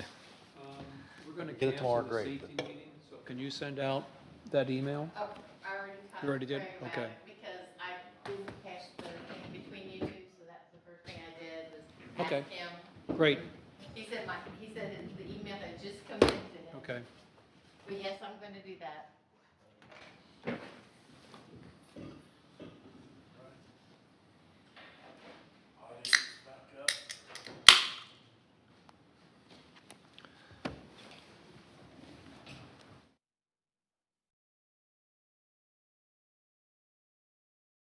Motion to exit executive session and return to regular session. So moved? Second. Any discussion? All in favor? Aye. Aye. Aye. I would note that other than a motion that I would expect to be offered, that no other actions were taken or decisions made in executive session, but I would entertain a motion to approve settlement of a pending litigation matter. So moved? Second. Any further discussion or conversation, as discussed during executive session? Any further conversation, discussion, council? Any, all in favor? Aye. Approved. We are down to council member comments, should there be any. I have none. Council Don't have member- any. Any other council None for me, members? thank you. In that case, we